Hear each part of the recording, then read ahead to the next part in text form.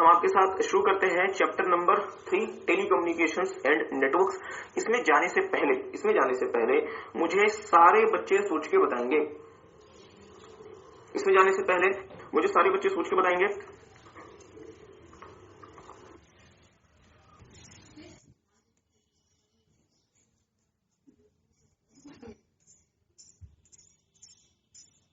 Okay,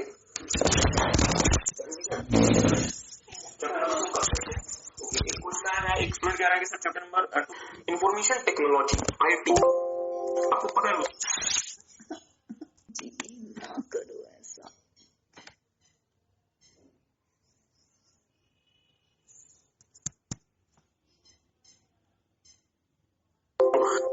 IT में आपको institute ने कितने चैप्टर्स पढ़ने के लिए दिए हैं? सर 5।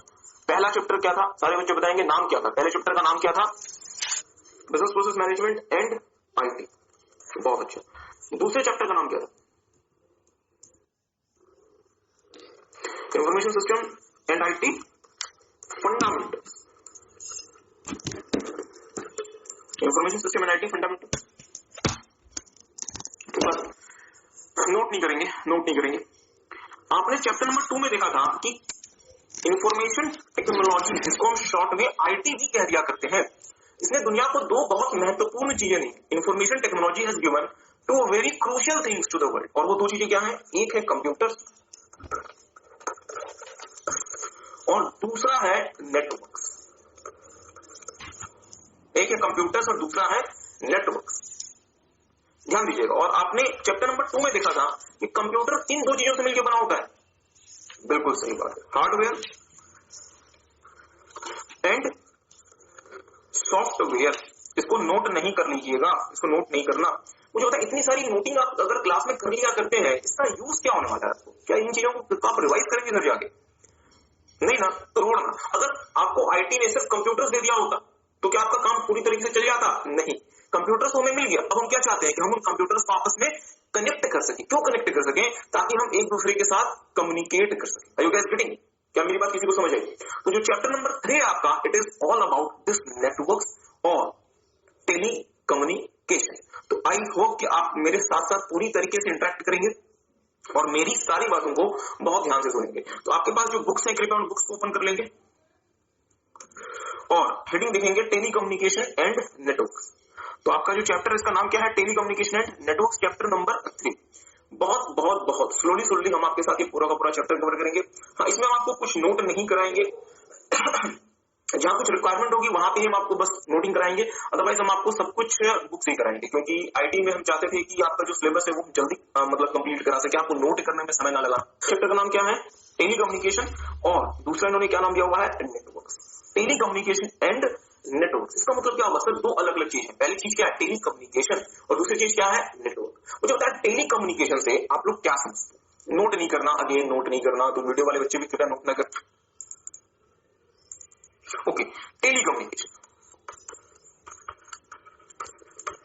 मेरा सवाल है, टेली कम्युनिकेशन से आप क्या समझते? वर्ड सब यहाँ पे क्या आया? कुछ शेयर करना, कोई बातचीत करना, एग्री करते हैं? बट यहाँ पे कम्युनिकेशन के आगे क्या लिखा हुआ है? टेली। तो इसका मतलब क्या हुआ कि हम एक दूसरे के साथ कम्युनिकेट करेंगे। हम एक दूसरे के साथ क्या करेंगे? कम्युनिकेट करेंगे। बट जो हम नॉर्मल कम्युनिकेशन करते हैं, जो हम फिजिकल कम्युनिकेशन करते हैं, हम उस फिजिकल कम्युनिकेशन से कहां शिफ्ट हो गए? टेली कम्युनिकेशन पे शिफ्ट हो गए। मतलब अब हम फिजिकल कम्युनिकेशन नहीं कर रहे। जैसे जो बच्चे हमारे सामने बैठे हुए हैं, आप जो बच्चे बैठे हुए हैं, उनके साथ हम फिजिकली कम्युनिकेट कर रहे हैं, एग्री करते हैं? बट जो बच्चे हमें किसी और मोड में देखेंगे, उनके साथ हम क्या कर रहे होंगे? बेसिकली फिजिकली मोड में कम्युनिकेट नहीं कर रहे होंगे, किसी और मोड में कम्युनिकेट कर रहे होंगे। Are you guys getting? Okay, मेरे साथ साथ बहुत ध्यान से अपनी अपनी किताबों को ओपन करेंगे और देखना शुरू करेंगे। Okay, telecommunication and network. सब बहुत अटेंशन के साथ मेरी बात पे ध्यान दीजिएगा।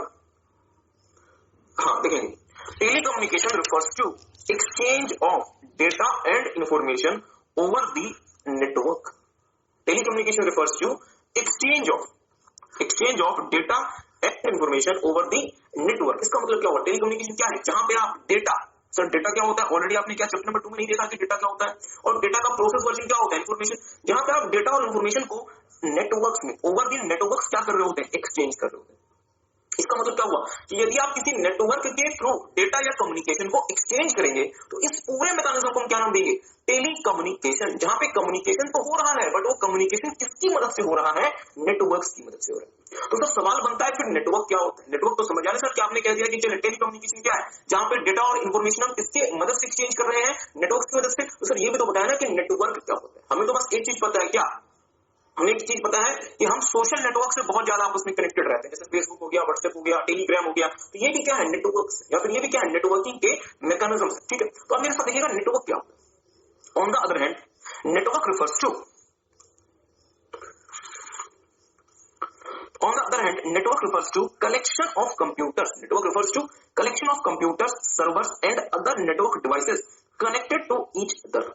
On the other hand, network refers to collection of computers, servers and other network devices connected to each other. मैं चाहूंगा कि आप इसे थोड़ा सा हाईलाइट कर लें। This is very very very significant line और आपको बहुत ध्यान से ये बात समझिए। आपने क्या देखा, network refers to collection of computers, servers and other network devices connected to each other. Sir computer तो हमें पता है, जो हम कंप्यूटर यूज करते हैं। सर्वर क्या होता है मुझे बताएं, क्या चैप्टर नंबर 2 में आपने ऑलरेडी सर्वर को थोड़ा सा नहीं सोचा हुआ है। सर्वर क्या होता है, सर्वर भी कंप्यूटर्स होते हैं, बट ये ऐसे कंप्यूटर्स होते हैं जो सर्विस लेते हैं या सर्विस देते हैं। जोर से बोलेंगे, सर्वर कौन सा कंप्यूटर होता है, जो सर्विस ले रहा होता है, सर्विस दे रहा होता है। सर जी सर्विस दे रहा होता है। और मेरा आपसे सवाल यह है कि जो सर्विस ले रहा होता है उसे मैं क्या नाम देता हूं, बहुत अच्छा जो क्लाइंट, उसे हम क्या नाम देते हैं, क्लाइंट। बहुत अच्छा। इसका मतलब ये हुआ कि जो मैं आपके बारे में सोचता रहता हूं कि बच्चे पढ़ाई पे ध्यान नहीं देते, मेरी सोच 100% करेक्ट। हमने आपको बताया था कि सर कंप्यूटर जो होता है, सब कुछ कंप्यूटर ही तो है। इसमें से कुछ कंप्यूटर ऐसे होते हैं जो सर्विस रिसीवर होते हैं, service receiver.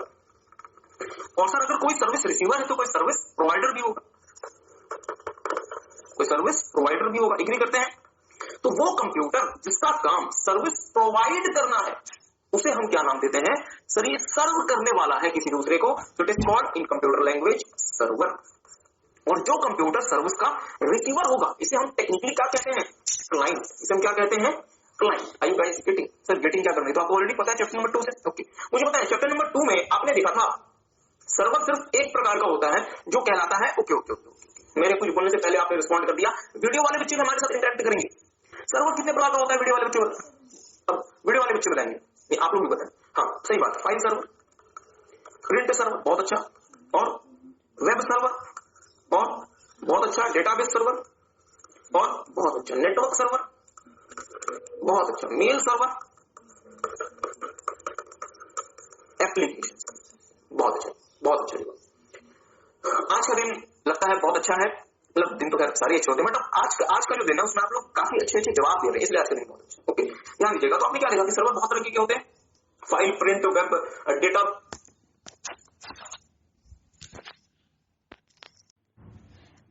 Memory technique to memorize type of server.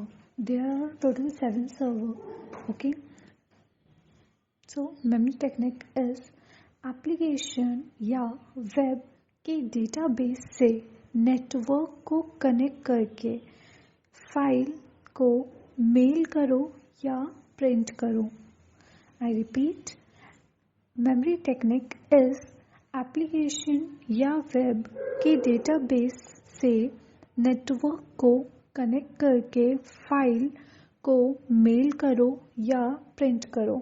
So here are 7 server, that is your application server, web server, database server, network server, file server, mail server and print server. So you can also say that application server या web server के database server से network server को connect करके file server को mail server करो या print server करो। Okay अगर मैं इन सर्वर से सर्विसेज अवेल कर रहा हूं तो मैं क्या बन गया, क्लाइंट। याद करें हमने आपको चैप्टर नंबर 2 में एक हल्की सी बात बताई थी, एक छोटा सा हमने आपको एक हिंट दिया था कि सर क्लाइंट कितने प्रकार के होते हैं, इसे कृपया कोई नोट ना कर ले। क्लाइंट कितने प्रकार के होते हैं, क्या किसी को याद है? ओके मैं ऑप्शन देता हूं, 4 नहीं ज्यादा, 5 ओके 3। क्लाइंट कितने प्रकार के होते हैं? 3। बहुत अच्छा जवाब, 3। हाँ, तो पहला जो क्लाइंट का प्रकार होता है that is known as fat client. दूसरा जो क्लाइंट का प्रकार होता है that is known as hybrid client, और तीसरा जो क्लाइंट का प्रकार होता है that is known as thin client. इसको क्या नाम देते हैं? Thin client. फैट को हम थिक क्लाइंट भी कह सकते हैं, फैट को हम थिक क्लाइंट भी कह सकते हैं, एग्री करते हैं? ओके, तो जो कंप्यूटर सर्विस ले रहा होगा ये क्या कहलाएगा? क्लाइंट, और जो कंप्यूटर सर्विस दे रहा होगा it would be known as server.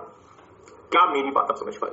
Okay, तो याद कीजिएगा दोबारा से, नेटवर्क क्या होता है? सर नेटवर्क क्या होता है भूल गए। नेटवर्क क्या है? Collection of computers, servers and other network devices connected to each other, connected to each other, connected to each other. तो मैं इस वाले शब्द पे बहुत ज्यादा एम्फेसिस क्यों दे रहा हूं? Connected to each other. वापस में क्या है दोस्तों? Sir connected. बट मेरा सवाल आपसे ये है कि क्या वो फेविकॉल से कनेक्टेड होंगे आपस में? सोच के बताएं, क्या मैंने इनको फेविकॉल से आपस में कनेक्ट कर दिया? सर कैसी कैसी बातें करते हैं सोच में, मैंने इनको कैसे कनेक्ट किया होगा? उसके लिए कोई मैकेनिज्म होगा ना जिनके थ्रू मैंने इनको आपस में क्या कर दिया होगा? कनेक्ट कर दिया होगा। Guys getting? क्या मेरी बात आप समझ पाए? ओके,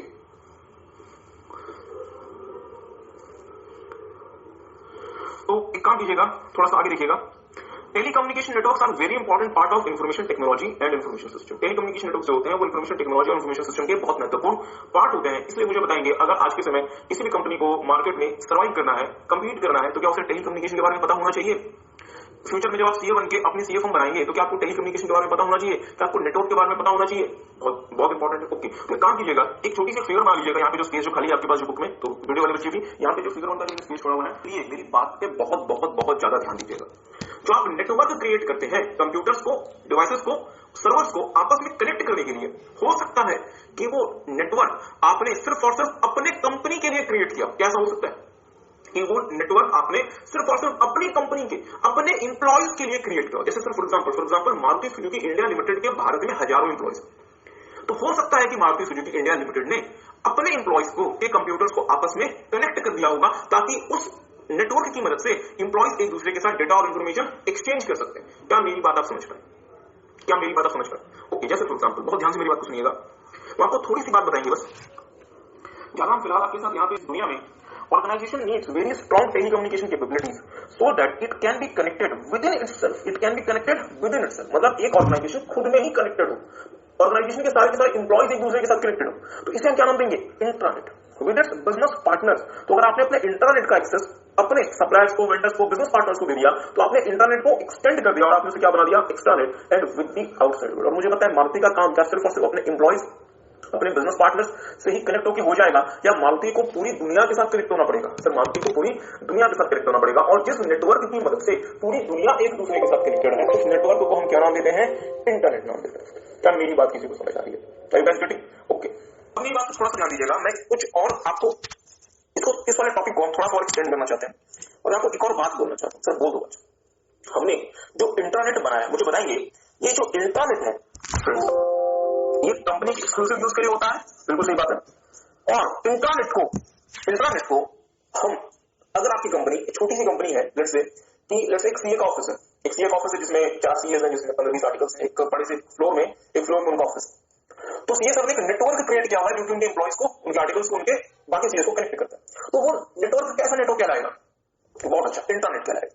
इंटरनेट कहलाएगा, बट उस नेटवर्क को आप क्रिएट कर सकते हैं with the help of LAN, with the help of LAN, local area network. अब सर ये क्या होता है? ये फिलहाल हम आपके साथ डिस्कस नहीं कर रहे हैं, हम तो सिर्फ आपको एक टर्म बताना चाहते थे जो कहलाता है लैन। लैन का full form local area network. मेरी बात को ध्यान दीजिएगा, चलिए क्रॉस एक्सटेंड कर देते हैं।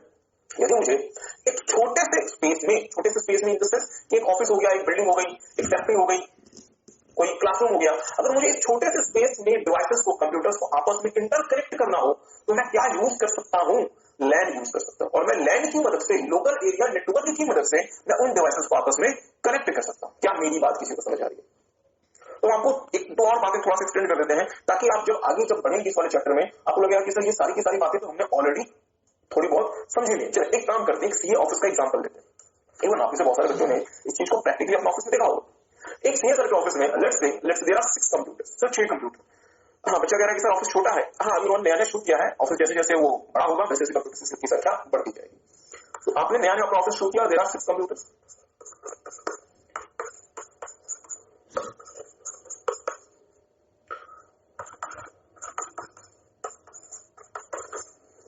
पास मेरा 6 कंप्यूटर्स, ओके मेरी बात ध्यान दीजिएगा, सिर्फ एक ही ऑफिस है, इसके अलावा ये सिर्फ दूसरा ऑफिस नहीं है, सिर्फ एक ही ऑफिस है। क्या मुझे इन कंप्यूटर्स को आपस में कनेक्ट करना पड़ सकता है? हाँ सर, आपको इन कंप्यूटर्स को आपस में कनेक्ट करना पड़ सकता है। हो सकता है कंप्यूटर नंबर 1, कंप्यूटर नंबर 3, 2, 4, 5, 6 ये आपस में क्या करेंगे, एक दूसरे के साथ कम्युनिकेट करेंगे। तो आपने इन कंप्यूटर्स को आपस में कनेक्ट कर दिया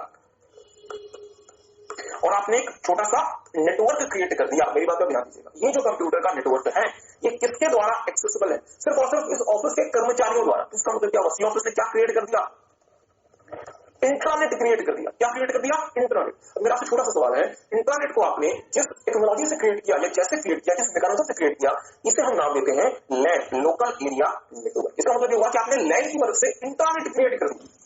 ओके, क्वेश्चन आया बच्चे का, बहुत अच्छा क्वेश्चन है। तो क्या सर हमेशा हमेशा लैन की मदद से ही इंटरनेट क्रिएट हो सकता है या इंटरनेट को हम किसी और तरीके से भी क्रिएट कर सकते हैं? तो क्वेश्चन बहुत अच्छा है। और आपको छोटा सा एग्जांपल देते हैं, मेरी बात ध्यान दीजिएगा। हमने आपको कहा दोस्तों कि जो लैन होता है, जो लोकल एरिया नेटवर्क होता है, वो एक लिमिटेड फिजिकल स्पेस के डिवाइसेस को आपस में कनेक्ट करता है, जैसे ऑफिस। आप लोगों ने क्या कभी इस चीज को विजुअलाइज किया है कि आपने अपने ऑफिस में लेट्स से कि एक आर्टिकल किसी और कंप्यूटर में बैठ के टैली पे कुछ काम कर रहा है, दूसरा आर्टिकल किसी और कंप्यूटर पे कुछ काम कर रहा है, बट वो दोनों एक दूसरे के वर्क को एक्सेस कर सकते हैं। इसका मतलब वो दोनों डिवाइसेस आपस में क्या होंगे, कनेक्टेड होंगे, क्योंकि एक लिमिटेड फिजिकल स्पेस में वो डिवाइसेस कनेक्टेड है। इसका मतलब क्या हुआ कि वहां पे क्या यूज हो रहा है, लैन यूज हो रहा है। There what is using over there, LAN use हो रहा है। बट मेरा एक छोटा सा सवाल है, मेरी बात ध्यान दीजिएगा। लेट्स से आप सीए बने, बहुत मेहनत की आपने, सीए बनने के बाद, बनने से पहले तो मेहनत करी, बनने के बाद बहुत मेहनत की। एक आपका ऑफिस है लेट्स से दिल्ली में, और दूसरा आपका ऑफिस है लेट्स से मुंबई में, तीसरा आपका ऑफिस है चेन्नई में। अब आपने दिल्ली के ऑफिस को आपस में कनेक्ट कर दिया। दिल्ली का ऑफिस, ध्यान दीजिएगा मेरी बात पे, थोड़ा सा समझिए इस चीज को, बहुत ध्यान से मेरी बात को सुनिएगा। आपने दिल्ली के ऑफिस को आपस में कनेक्ट कर दिया, आपने चेन्नई के ऑफिस को आपस में उस ऑफिस को कनेक्ट कर दिया, आपने मुंबई के ऑफिस को आपने कनेक्ट कर दिया, और एक और ऑफिस आपने बोल लिया कोलकाता में, आपने वो भी आपस में कनेक्ट कर दिया। मतलब दिल्ली के ऑफिस के सारे कंप्यूटर्स आपस में कनेक्टेड है, चेन्नई के भी सारे कंप्यूटर्स उस ऑफिस के सारे कंप्यूटर्स आपस में कनेक्टेड है, मुंबई के और कोलकाता की। मेरी बात ध्यान दीजिएगा, ये तो आपने कर दिया। बट क्या आपको दिल्ली के ऑफिस को चेन्नई के ऑफिस के साथ, चेन्नई के ऑफिस को मुंबई के ऑफिस के साथ, मुंबई के ऑफिस को कोलकाता के ऑफिस के साथ भी कनेक्ट करना पड़ेगा? हाँ सर, मुझे ये भी कनेक्ट करना पड़ेगा। और मेरा एक छोटा सा सवाल, अब मेरी बात ध्यान दीजिएगा, क्या मैं दिल्ली के ऑफिस को चेन्नई के ऑफिस से यदि मैं कनेक्ट करता हूं तो क्या मैं लैन इस्तेमाल कर सकता हूं? मैंने कहा कि लैन जो होता है एक छोटे से फिजिकल एरिया के डिवाइसेस को आपस में कनेक्ट करने के लिए काम आता है। तो क्या मैं लैन यूज कर सकता हूं? नहीं, मुझे पता नहीं। इसके अलावा हम क्या यूज करते हैं उसमें नहीं जा रहे। मुझे पता है क्या मैं लैन यूज कर सकता हूं? नहीं। बहुत अच्छा जवाब आया, नहीं। इसकी जगह मैं क्या यूज करता हूं?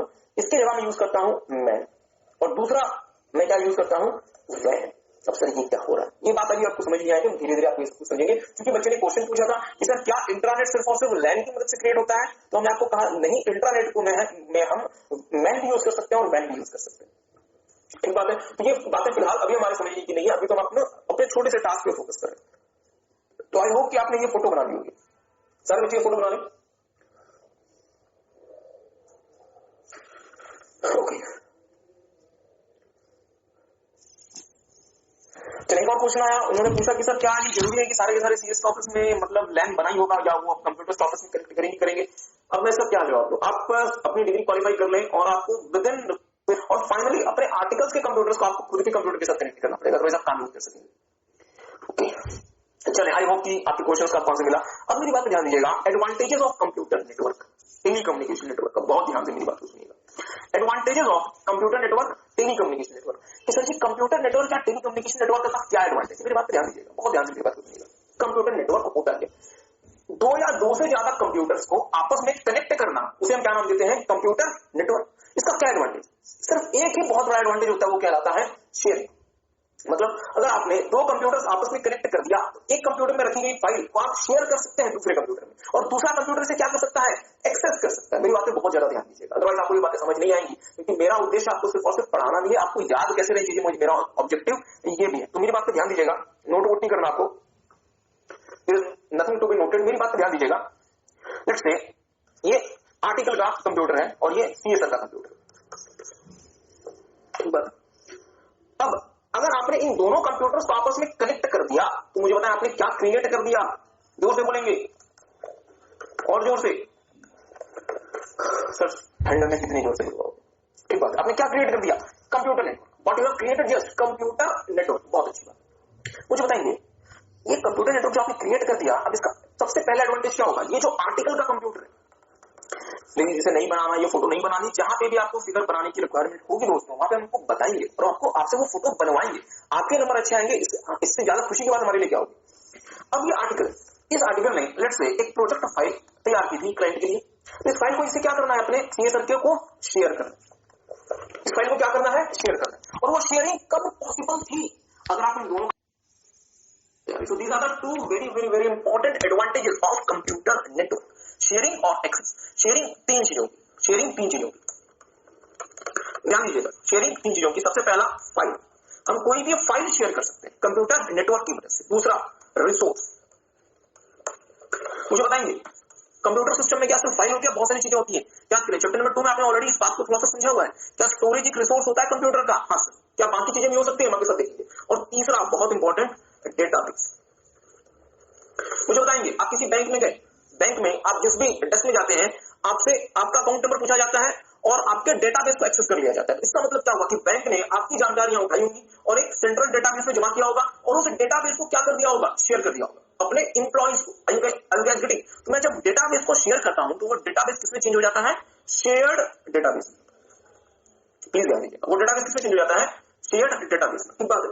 तो मैंने क्या कहा कि आपको, ओके चलिए पहले मैं आपको रीड करा देता हूँ, बच्चे मानते नहीं, चलिए पहले रीड कर लें, टेक सम टाइम, पहले रीड कर लें।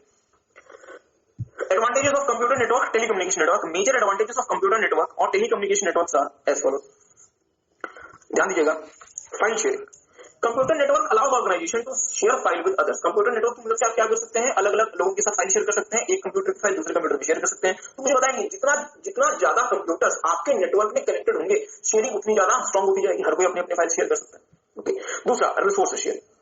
Computer network allows sharing of various resources like storage, printer etcetera. मुझे बताएं कि आपने अपने ऑफिस में ऐसा देखा है कि सर कंप्यूटर तो हमारे पास 6 है बट प्रिंटर सिर्फ 1 है, तो क्या 6 कंप्यूटर्स के लिए 6 अलग अलग प्रिंटर लिए जाएं, या वही प्रिंटर सबके साथ शेयर होता है? सर वही प्रिंटर सबके साथ शेयर होता है। तो इसका मतलब क्या हुआ, जब आपने कंप्यूटर नेटवर्क बनाया होगा तो उसमें सिर्फ कंप्यूटर को कनेक्ट नहीं किया होगा, साथ में किसे कनेक्ट कर दिया होगा, प्रिंटर को भी कनेक्ट कर दिया होगा। इसका मतलब क्या होगा कि एक ना एक वायर आपके कंप्यूटर्स की उस प्रिंटर में भी गई होगी, ताकि आपको 6 प्रिंटर नहीं लगाने, आप 6 कंप्यूटर्स के टास्क को एक प्रिंटर में भेज के प्रिंटिंग करवा सकते हैं। तो इसका मतलब क्या हुआ, जो प्रिंटर रिसोर्स है वो सब में शेयर हो रहा है। आई होप कि आपको बात समझ आ रही होगी। तीसरा shared database. Computer network allows simultaneous access. Simultaneous access का मतलब हुआ कि एक साथ में आप एक्सेस कर सकते हैं और shared database to multiple users at the same time. इसका मतलब what it means, for example bank के पर्सपेक्टिव से सोचें, बैंक आपने अपने सारे यूजर्स का डेटा कहां जमा करेगा, सर डेटाबेस में। और बैंक का वो जो डेटाबेस है, यूजर डेटाबेस है, उसको जितने भी बैंक के इंप्लॉयज हैं वो at the same time simultaneously access कर सकते हैं। तो ये क्यों पॉसिबल हुआ, ड्यू टू कंप्यूटर नेटवर्क या फिर टेलीकम्युनिकेशन नेटवर्क। आई होप कि आपको ये बात समझ आ रही है। ओके, आगे देखिएगा, रिमोट एक्सेस। आपने जो भी डेटा चाहे जहां पे रखा हो, आप उसे टेलीकम्युनिकेशन नेटवर्क और कंप्यूटर नेटवर्क की मदद से क्या कर सकते हैं, कहीं से भी एक्सेस कर सकते हैं। Through computer network file and other resources can be access remotely by corporate intranet और इंटरनेट। तो मेरी बातें बहुत ज्यादा ध्यान दीजिएगा।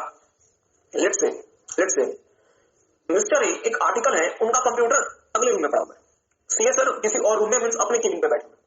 अब सीए सर को रिक्वायरमेंट नहीं है कि वो अपने केबिन से बाहर जाए, उस वाले रूम में जाए, आर्टिकल्स के रूम में जाए और वहां से फाइल लेकर आए। वो अपने रूम में बैठे बैठे कंपनी के इंटरनेट की मदद से, या अगर आप इंटरनेट से जुड़े हैं तो इंटरनेट की मदद से वो फाइल एक्सेस कर सकते हैं। इसे हम क्या नाम देंगे, remote access. I guys getting, I hope कि आपको बात समझ आ रही होगी। इसके बाद फॉल्ट टॉलरेंस। मुझे बताएंगे, अगर इतना कुछ शेयर हो रहा है, इतना कुछ रिमोटली एक्सेस हो रहा है, तो क्या फॉल्ट या गलती होने की संभावना बढ़ जाएगी? हाँ सर। तो अगर कोई फॉल्ट आता है, ध्यान दीजिएगा, टॉलरेंस का मतलब होता है अवॉइड करना, रोकना। फॉल्ट टॉलरेंस का मतलब क्या हुआ, यदि कोई फॉल्ट आ रहा है तो उस फॉल्ट से होने वाले नुकसान को अवॉइड करना। तो मैंने क्या देखा, computer network helps implementing fault tolerance major like automatic data backup etcetera. यदि आपके कंप्यूटर नेटवर्क में कोई फॉल्ट अराइज हो रहा है तो कंप्यूटर नेटवर्क क्या कर सकता है, अगर आपने उसके लिए प्रोग्रामिंग की हुई है तो आपका जो भी डेटा है उसका वो ऑटोमेटिकली बैकअप ले सकता है, ताकि आपका डेटा लॉस ना हो, डेटा आपका बर्बाद न हो। आई होप कि आपको ये बात समझ आ रही होगी। और फाइनल एडवांटेज क्या है दोस्तों, internet access. Entity can use the internet to access the world wide web and other services. इसका मतलब क्या हुआ कि आप अपने कंप्यूटर नेटवर्क की मदद से www या वर्ल्ड वाइड वेब को एक्सेस कर सकते हैं। सर जी मतलब क्या हुआ, जैसे www.facebook.com। तो ये होता है फेसबुक आप क्यों एक्सेस कर पा रहे हैं, क्योंकि सर इंटरनेट, और इंटरनेट भी क्या है, कंप्यूटर नेटवर्क की। अब अजीब सी बात हो गई, इंटरनेट भी क्या है, कंप्यूटर नेटवर्क की। मुझे पता है इंटरनेट का एक्सेस पॉसिबल क्यों हुआ, सर कंप्यूटर नेटवर्क की वजह से। और इंटरनेट भी क्या है, बहुत सारे कंप्यूटर्स का एक नेटवर्क है, जिसे हम नेटवर्क ऑफ नेटवर्क्स भी कह दिया करते हैं। आई होप कि आपको ये बात समझ आई हो। तो एक काम करेंगे, इसको याद कैसे रखेंगे ये भी हम आपको बताएंगे। टेक सम टाइम, एक बार ये 6 के 6 पॉइंट्स एक बार आप लोग रीड करें, अच्छे से बार से रीड करें। इसको याद रखने का छोटा सा तरीका, जैसे कि हमने आपको ऑलरेडी बहुत सारे तरीके बताए हुए हैं, इसको याद रखने का एक छोटा सा तरीका। कंप्यूटर नेटवर्क ने हमें दो चीजें क्या क्या, शेयरिंग दिया, और दूसरा हमें कंप्यूटर नेटवर्क ने क्या दिया, एक्सेस करने का अधिकार दिया। शेयरिंग तीन चीजों की क्या क्या, फाइल की शेयरिंग, हम फाइल को शेयर कर सकते हैं, रिसोर्स को शेयर कर सकते हैं, और हम डेटाबेस को शेयर कर सकते हैं। और जैसे आप डेटाबेस को शेयर करते हैं, वो डेटाबेस क्या बन जाता है, शेयर्ड डेटाबेस। तो पहले 3 पॉइंट क्या बन गए, file sharing, resource sharing, shared database. और मैं इसको क्या कर सकता हूँ, एक्सेस कर सकता हूँ। पर सर क्या उसी कंप्यूटर में जाके एक्सेस करना है, कहीं भी एक्सेस कर सकते हो, कहीं, इसका मतलब रिमोट एक्सेस। और मैं साथ साथ इससे क्या कर सकता हूँ, इंटरनेट एक्सेस कर सकता हूँ। और सर यदि आप किसी कंप्यूटर में शेयरिंग भी लगा दोगे, एक्सेस भी लगा दोगे, तो क्या फॉल्ट राइज होने की संभावना बढ़ जाएगी? हाँ सर, तो आप फॉल्ट टॉलरेंस कर सकते हैं, और इसके लिए आप ऑटोमेटिक डेटा बैकअप जैसी फैसिलिटीज यूज कर सकते हैं। So these are the advantages of computer network. I hope कि आपको ये बात समझ आई होगी। ओके, अब हम आगे प्रोसीड करेंगे।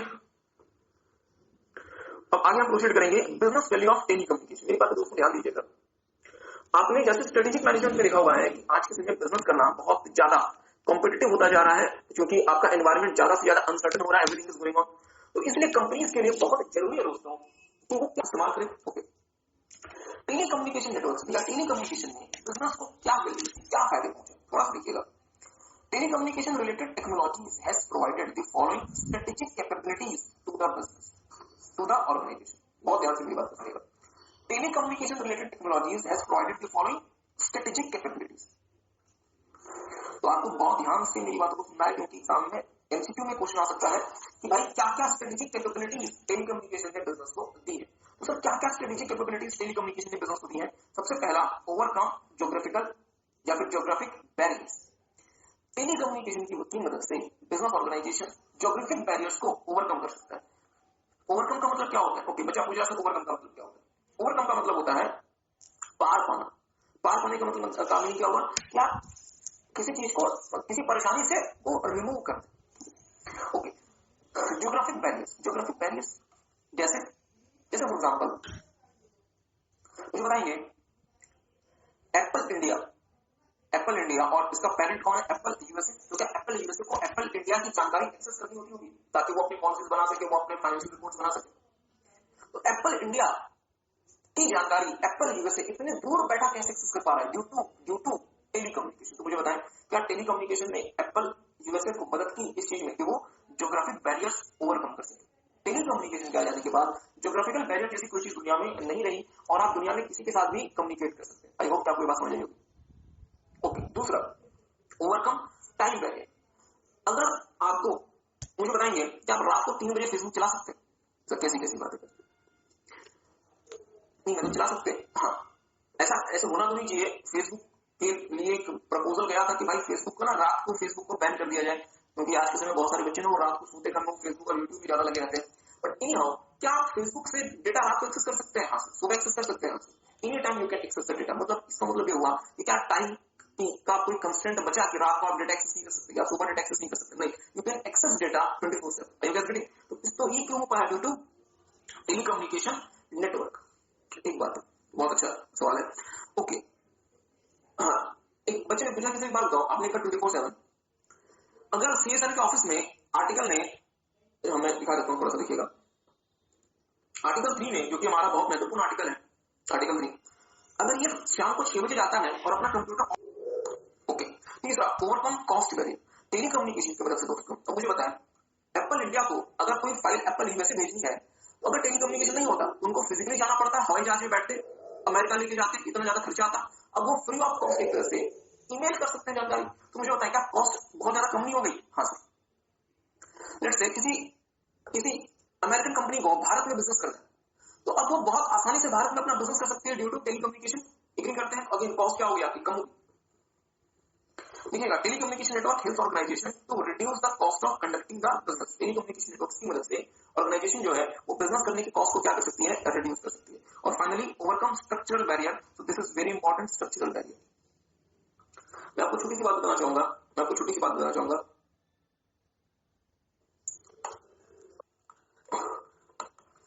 व्हाट्सएप से आप भली भांति परिचित और फेसबुक से भी आप भली भांति परिचित।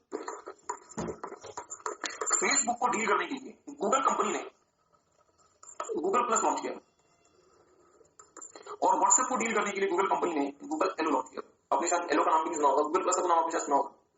सर आज फेसबुक बहुत बड़ी कंपनी बन गई, बट आज से 6 साल पहले 7 साल पहले फेसबुक कोई बहुत बड़ी कंपनी नहीं थी, एक बहुत ही छोटी कंपनी थी कंपेयर टू गूगल। पर आपको जान के खुशी होगी, हैरानी होगी कि फेसबुक कंपनी की वजह से गूगल को अपना गूगल प्लस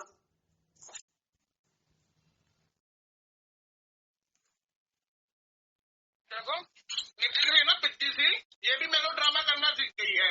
पटा पटा के मेरा आधा पापड़ खा गई, पंजा हिला के, वो करके, मुंह वैसे करके, जीभ चटा के पूरा आधा पापड़ खा गई। मैंने ट्रेनिंग नहीं दी है।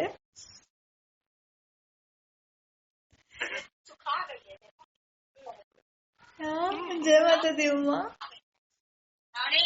मम्मी गाली दीजिए, थोड़ा गाली दीजिए। तुमको क्या बोले थे एटीएम जाने के लिए ना, पैसा भी नहीं हमारे पास, ध्यान नहीं देती हो तुम अभी से, क्या करो? सही है बेटा, सही है। तुम आओ तो भी गई, नहीं आओगी तो भी गई। देखना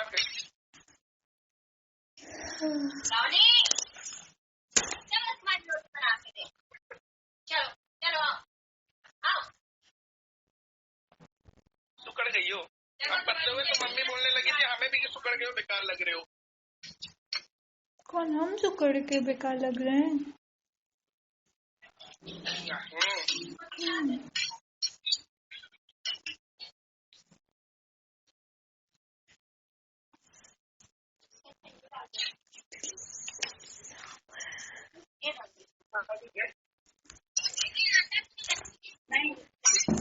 बिकॉज सही है, मस्ती करो मस्ती।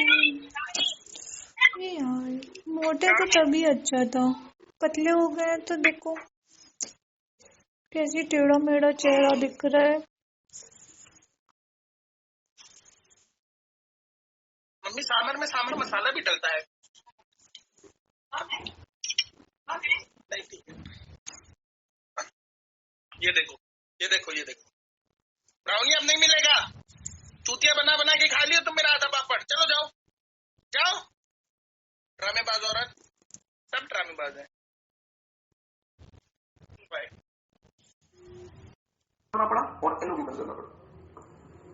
तो इसका मतलब क्या हुआ? टेली कम्युनिकेशन नेटवर्क्स के बाद अगर आप एक छोटी कंपनी में है, अगर आपका स्ट्रक्चर छोटा भी है, तो भी आप यदि इफेक्टिव तरीके से, एफिशिएंट तरीके से, मेरे शब्दों पे बहुत ज्यादा ध्यान दीजिएगा, अगर आप टेली कम्युनिकेशन नेटवर्क को यूज करते हैं दोस्तों, तो आप अपने स्ट्रक्चरल बैरियर को ओवरकम कर सकते हैं और आपका छोटा स्ट्रक्चर आपकी तरक्की में, आपकी ग्रोथ में रुकावट नहीं बनेगा due to telecommunication network. I hope कि आपको ये बात समझ आएगी। तो मुझे बताएंगे क्या क्या strategic capabilities telecommunication network ने बिजनेस को दी है? सर 4 कैपेबिलिटीज दी, ध्यान दीजिएगा, 4 कैपेबिलिटीज दी है, 5वीं कोई कैपेबिलिटी ऐड मत कर दीजिएगा, सिर्फ 4 कैपेबिलिटीज। क्या क्या?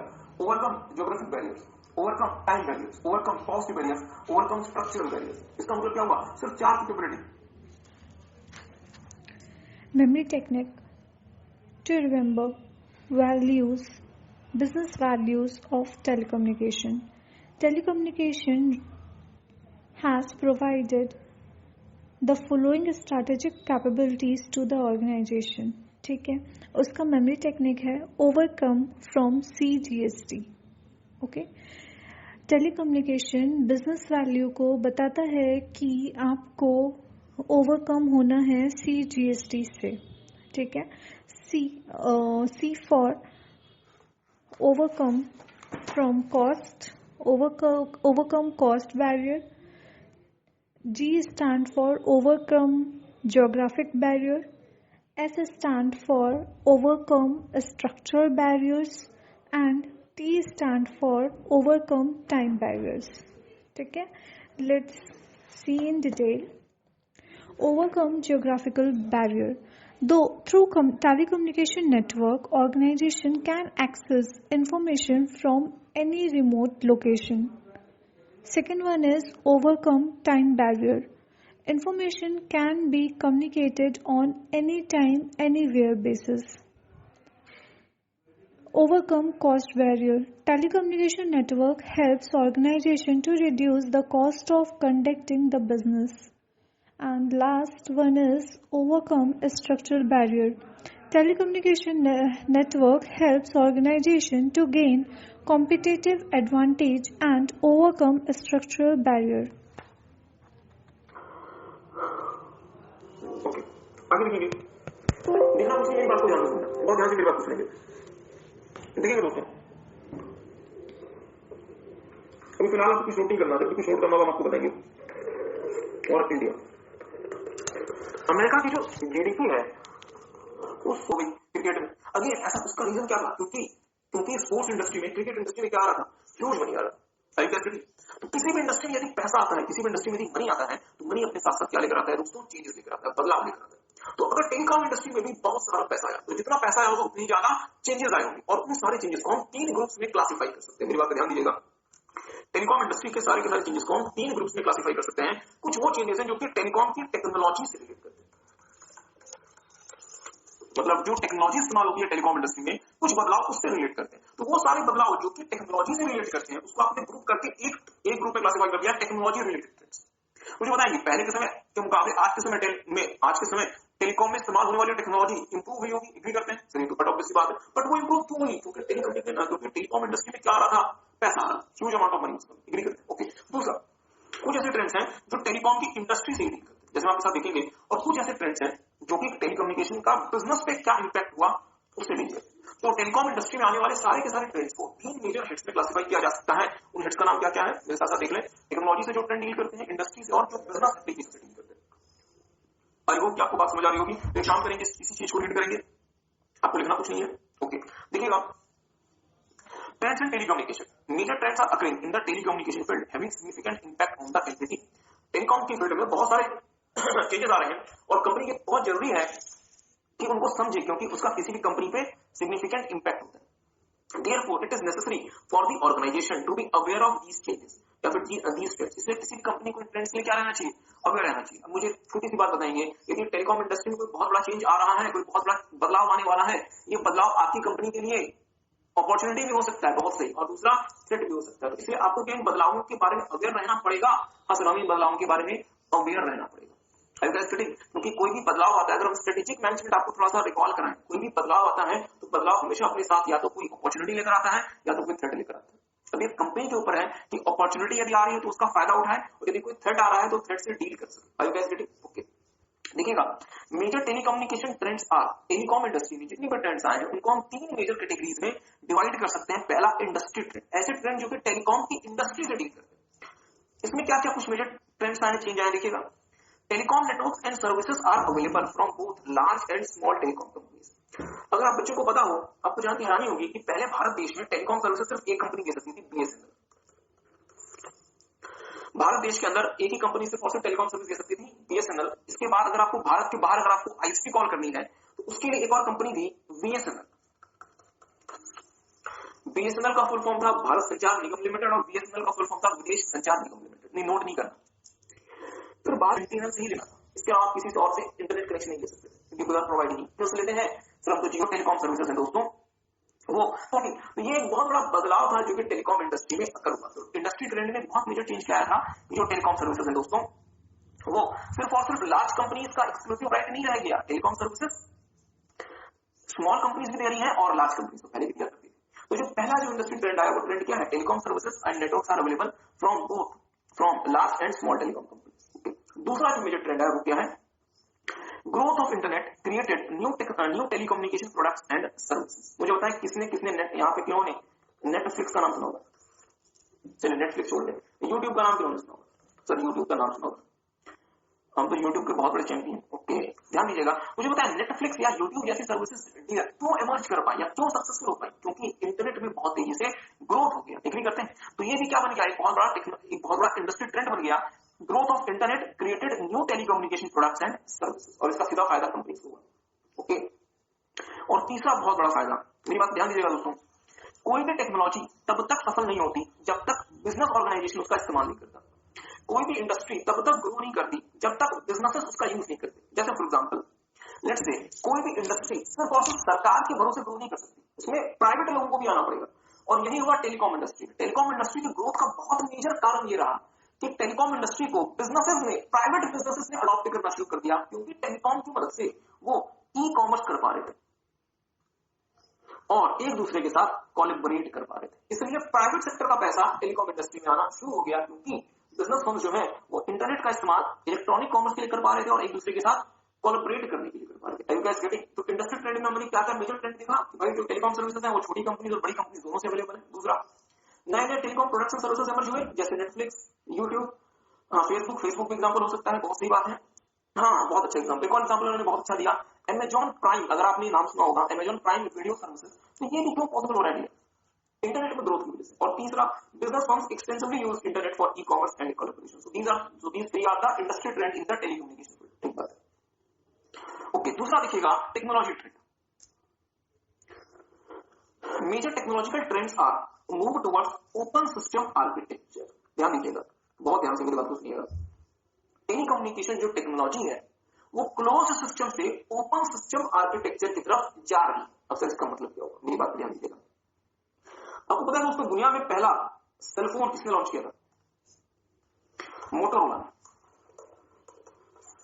The first cellphone launch by Motorola. ठीक बात।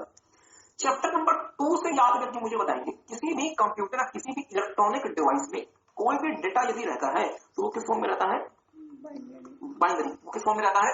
बाइनरी। अब मेरी बात में बहुत ज्यादा ध्यान दीजिएगा, मेरी बात में बहुत ज्यादा ध्यान दीजिएगा। चैप्टर नंबर 2 में आपने एक और चीज देखी थी शायद। अब मेरी बात ध्यान दीजिएगा। लेट्स से ये मोटोरोला है, मेरे पास मोटोरोला का फोन है, और लेट्स से दूसरा फोन मेरे फ्रेंड के पास सैमसंग का फोन है, और मेरे पास मोटोरोला का फोन है। मोटोरोला बाइनरी किसी और तरीके से मैनेज करता है और सैमसंग बाइनरी किसी और तरीके से मैनेज करता है। मतलब मोटोरोला बाइनरी का एक अलग सिस्टम यूज करता है और सैमसंग बाइनरी का एक अलग सिस्टम यूज करता है। तो मुझे बताएंगे, मोटोरोला क्या सैमसंग के साथ सही प्रकार से कम्युनिकेट कर पाएगा? हाँ या ना? वीडियो वाले बच्चे को बताएंगे।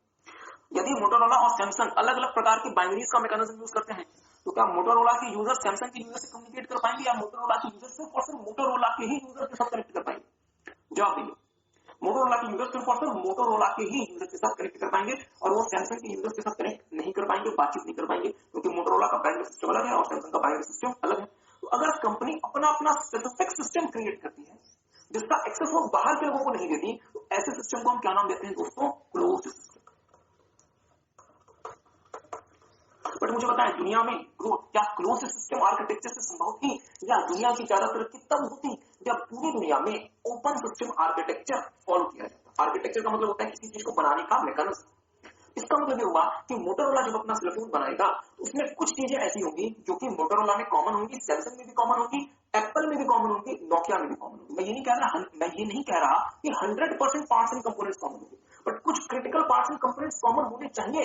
जैसे वो पार्ट एंड कंपोनेंट जो कि किसी सेलफोन में, थोड़ा सा टेक्निकल वर्ड, थोड़ा सा ध्यान देने की सुनिएगा, जो किसी सेलफोन में वॉइस को बाइनरी में कन्वर्ट करता है या बाइनरी को वॉइस में कन्वर्ट करता है, ये जो सिस्टम है ये क्या सारे सेलफोन में कॉमन होना चाहिए? सोच के बताइएगा, ये क्या कॉमन होना चाहिए? हाँ सर, मतलब वो हार्डवेयर जो कि वॉइस को बाइनरी में कन्वर्ट करेगा, बाइनरी को वॉइस में कन्वर्ट करेगा, वो क्या कॉमन होना चाहिए? वो सॉफ्टवेयर जिसकी मदद से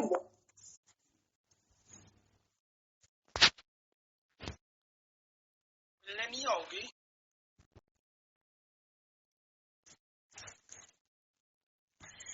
चाहते हो ना मेरे को गाली पड़े? मिलने नहीं आओगी? वो गाली पड़े इसलिए बुला रहे हो ना?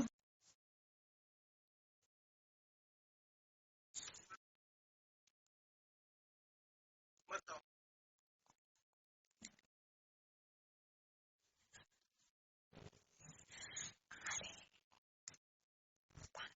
आओ जल्दी आओ।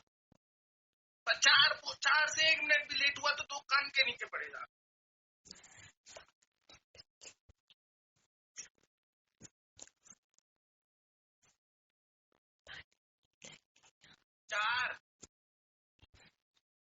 पानीपुरी लेके 4 बजे पहुंचो।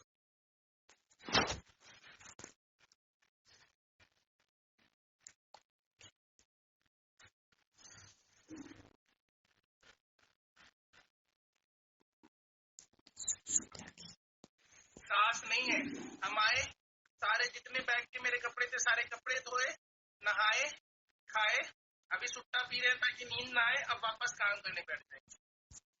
हाँ, तो मैं भी ना सुबह 4 बजे उठ गया था। आज फिर मेरे को मच्छर ने उठाया। मेरे को रोज सुबह उठाता है मच्छर, और जब तक हम उठते नहीं तब तक कान में बिन बिन करता रहता है। तो आज उसने मच्छर ने फिर से उठाया।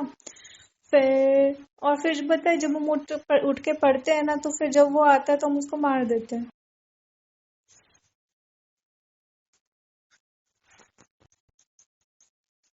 नींद बेकार हो यार। उसको हम तुम्हारी जगह होते, हम उसको अपना खून चूस लेने देते। एक मच्छर को तो चूसने दे ही रहे हैं। बस फिर हम उठे, फिर 6 बजे तक रिवीजन किया जो पहले पुराना पढ़े थे, 4 से 6। फिर हम गए नहाने, फिर मंदिर गए, पूजा किया, फिर पढ़ने बैठ गए।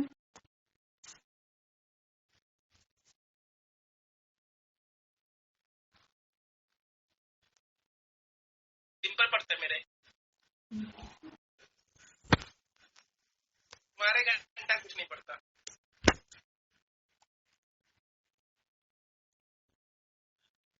पानीपुरी मत लाना यार, बहुत खा लिए है, पेट पूरा फूल रहा है। बाद में ले आना कभी। लेकर आएंगे, वो आज के बाद हम नहीं आएंगे मिलने।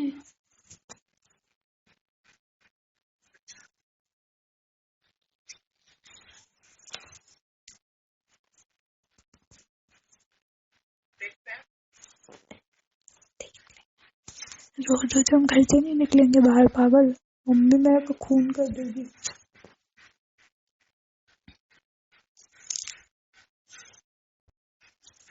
कल सोची कि गाली पड़ेगी, बाय करके फोन रखती है ना। तुमको जब लगता है कि गाली पड़ने वाली है, बाय। चिकना गाना सही बोलती मम्मी, चिकनी गड़ी होती, चिकनी गड़ी, गोल मटोल चिकनी गड़ी। अब तो हम तुमको घड़े जैसे दिखने लगे हैं। गड़ी घड़ा खून कर देंगे हम।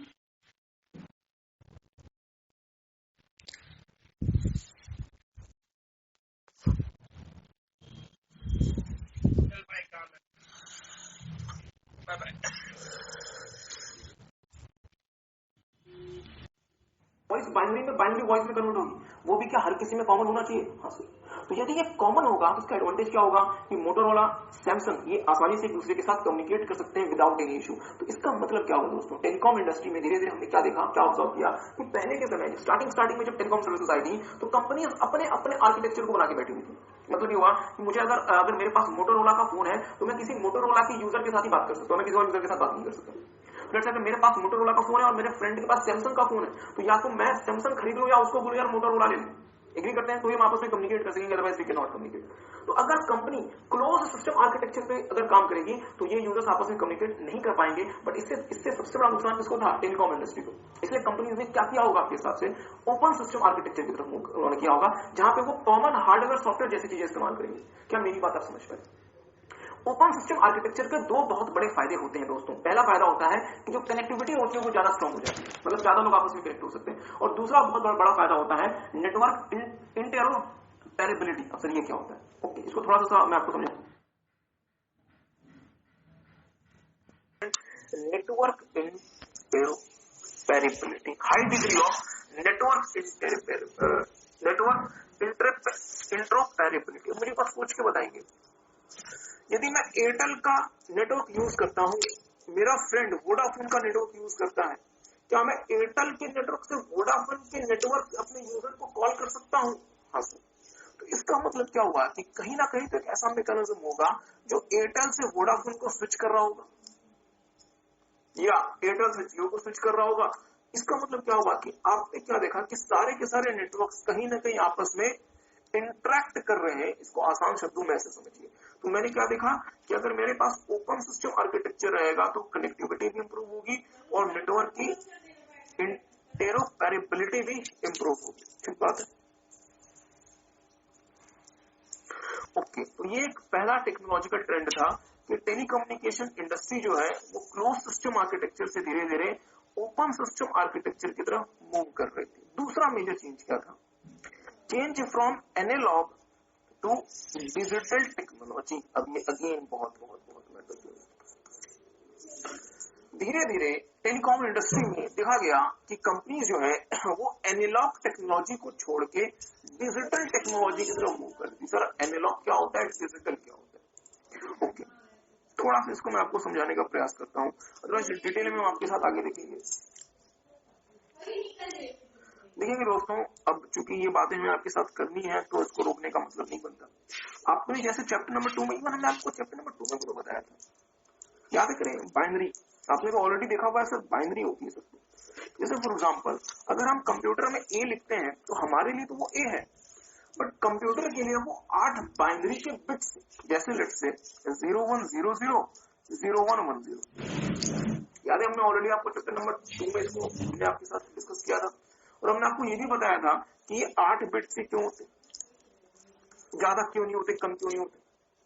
अगर हमें इसको एनालॉग वे में रिप्रेजेंट करो, ध्यान दीजिएगा, 0 का मतलब क्या होता है? आपने इंटीग्रेटेड सर्किट में लोअर लेवल ऑफ करंट दिया हुआ, और 1 का मतलब क्या होता है? आपने इसके मुकाबले हाई लेवल ऑफ करंट दिया हुआ। ओके, जैसे sir for example let's say मैं ये कहता हूं कि अगर मेरे इंटीग्रेटेड सर्किट में 0.01 वोल्ट से 0.03 वोल्ट है, तो इसको आप रीड करेंगे एज 0। और मेरे यदि इंटीग्रेटेड सर्किट में 0.04 वोल्ट से 0.07 वोल्ट है, इसको आप रीड करेंगे एज 1। सर्किट मेरा थोड़ा सर्किट मेरा लिखा था। तो अब अगर मुझे ए लिखना है, ध्यान दीजिएगा, यदि मुझे ए लिखना है तो वो ए कैसे रिप्रेजेंट होगा?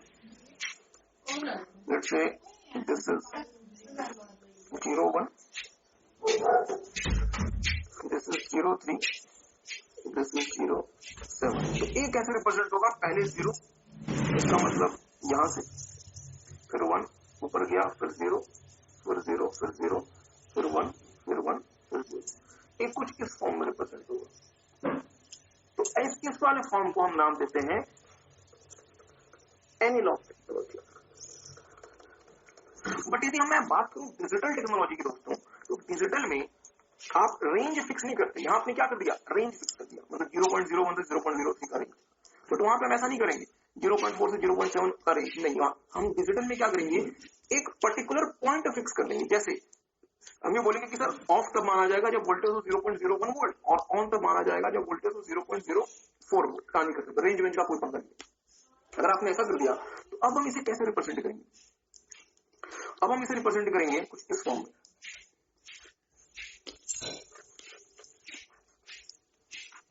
इसका मतलब क्या हुआ कि अब ये जो रिप्रेजेंटेशन दोस्तों, ये कैसी बन गई?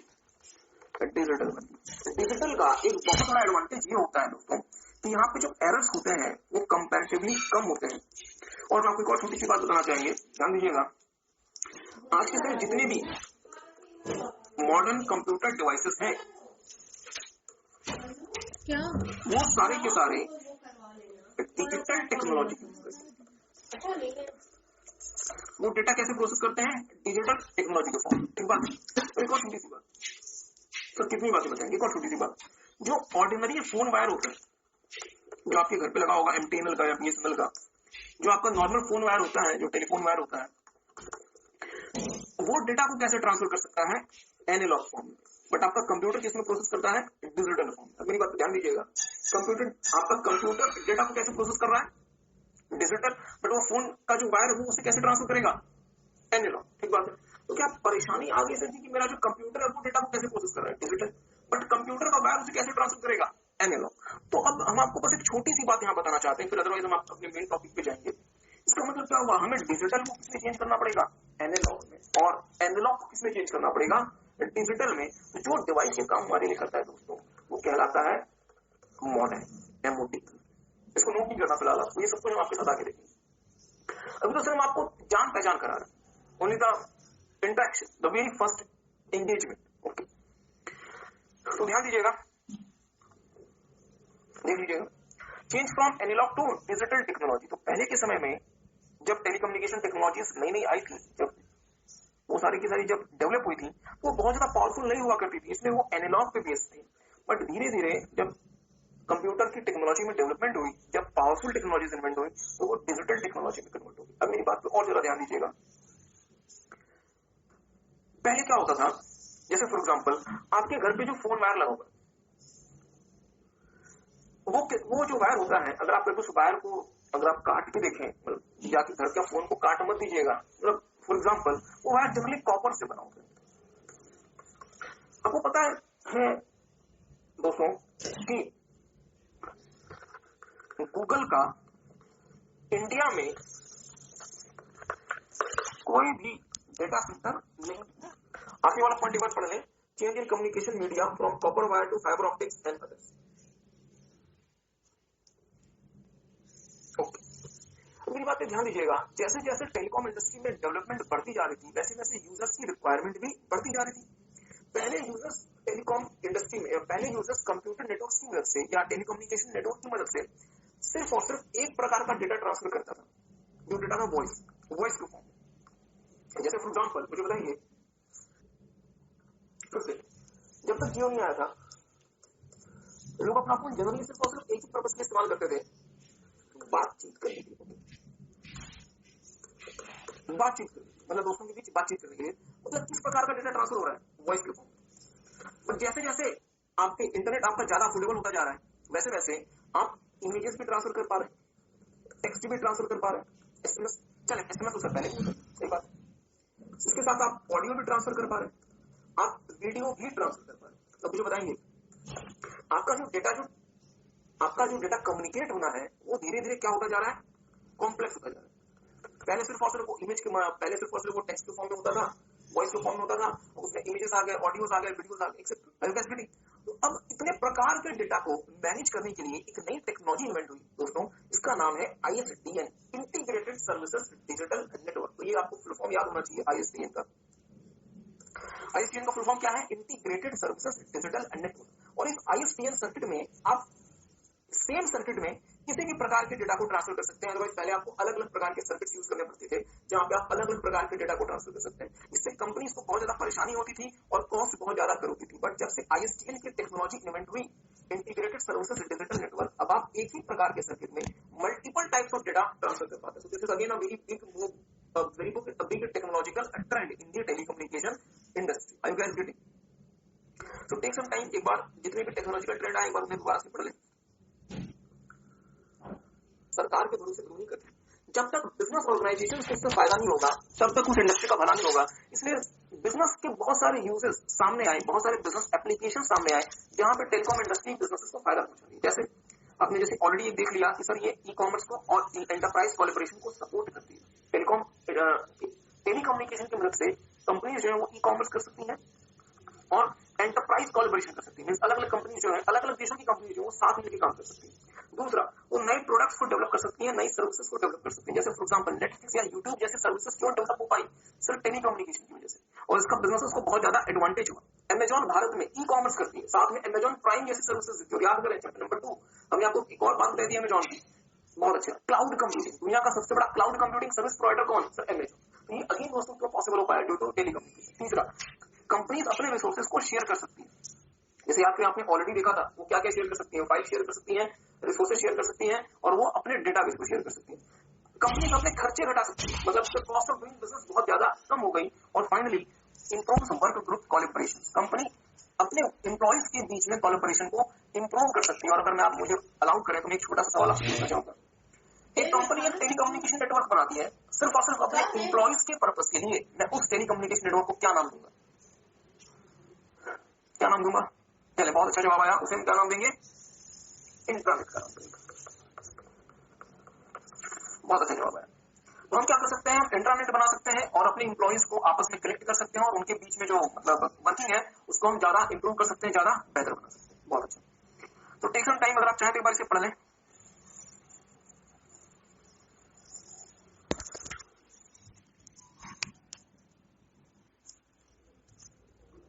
तो आपको थोड़ा सा रिवाइज करा देते हैं कि अभी तक हमने आपके साथ क्या क्या देखा। ध्यान दीजिएगा, हमने जो चैप्टर शुरू किया था, सारे बच्चे ध्यान देंगे, चैप्टर नंबर 3, नाम क्या था? Telecommunication and network. हमने देखा था टेली,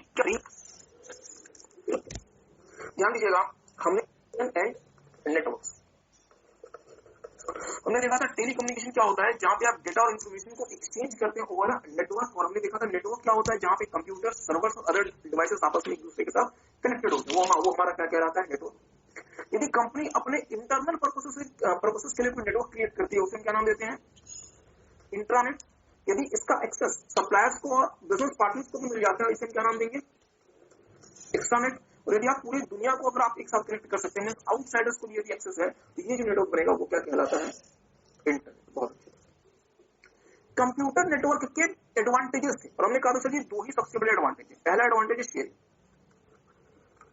और दूसरा एडवांटेज है एक्सेस। शेयरिंग किसका? बहुत अच्छा, 3 चीजों का। कौन कौन से बताइए? फाइल की शेयरिंग, रिसोर्स की शेयरिंग और डेटाबेस की शेयरिंग। बट डेटाबेस की शेयरिंग को हम एक टेक्निकल नाम देते हैं, क्या? Shared database. इसे क्या नाम देते हैं? Shared database. एक्सेस कैसा? Remote access. और दूसरा इंटरनेट एक्सेस। और सर इतना कुछ दोगे तो क्या फॉल्ट अराइज नहीं होगा? बिल्कुल अराइज होगा। इसलिए हमें क्या चाहिए? Fault tolerance. हमें क्या चाहिए? Fault tolerance. ठीक बात। तो सारे बच्चे आप आंखें बंद कर लेंगे, क्लोज योर आइज। मैं भी अपनी आंखें बंद करता हूं, सारे बच्चे आंखें बंद करेंगे। सब कोई जो वीडियो वाले बच्चे वो भी आंखें बंद करेंगे। आंखें बंद करके मुझे सोच के बताएंगे कंप्यूटर नेटवर्क या टेलीकम्युनिकेशन नेटवर्क के एडवांटेजेस। आंखें आपकी बंद होनी चाहिए। जैसे एग्जाम में क्वेश्चन आएगा कि सर कंप्यूटर नेटवर्क के एडवांटेजेस क्या क्या है, हमारे दिमाग में सिर्फ 2 बातें आएंगी कि सर कंप्यूटर नेटवर्क ने हमें शेयरिंग अलाउ कर, हम शेयरिंग कर सकते हैं और हम एक्सेस कर सकते हैं। शेयरिंग के साथ 3 चीजों का क्या क्या? पहला, file sharing. Through computer network companies can share its files with other users. दूसरा, resource sharing. Through computer network resources like storage, printers etcetera can be shared among various users. बिल्कुल सही बात है। तीसरा, shared database. Through computer network the database of the company can be simultaneously accessed by many users at the same time. चौथा, remote access. Through telecommunication network, companies can access the remote computers. Remote computers can be accessed. पांचवा, internet access. Internet can be accessed. Okay. इसमें आप क्या लिखेंगे कि various services like www, world wide web etcetera can be access. और finally, fault tolerance.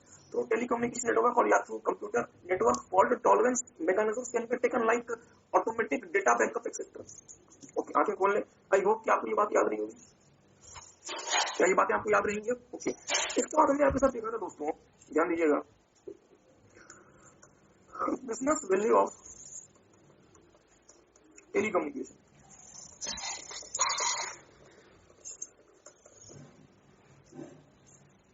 यहीं पे हमने देखा था स्ट्रेटेजिक कैपेबिलिटीज।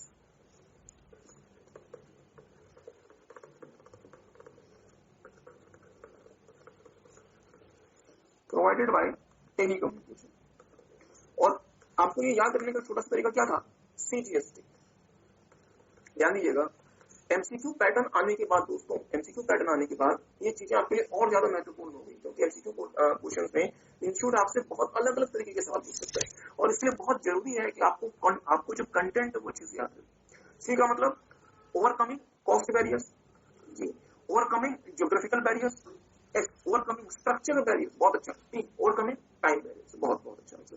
तो आई होप कि जो वीडियो वाले बच्चे हैं वो भी हमारे साथ इतने ही एंथुसियाज्म के साथ कनेक्टेड हैं जितना कि हमारी क्लास के बच्चे कनेक्टेड है।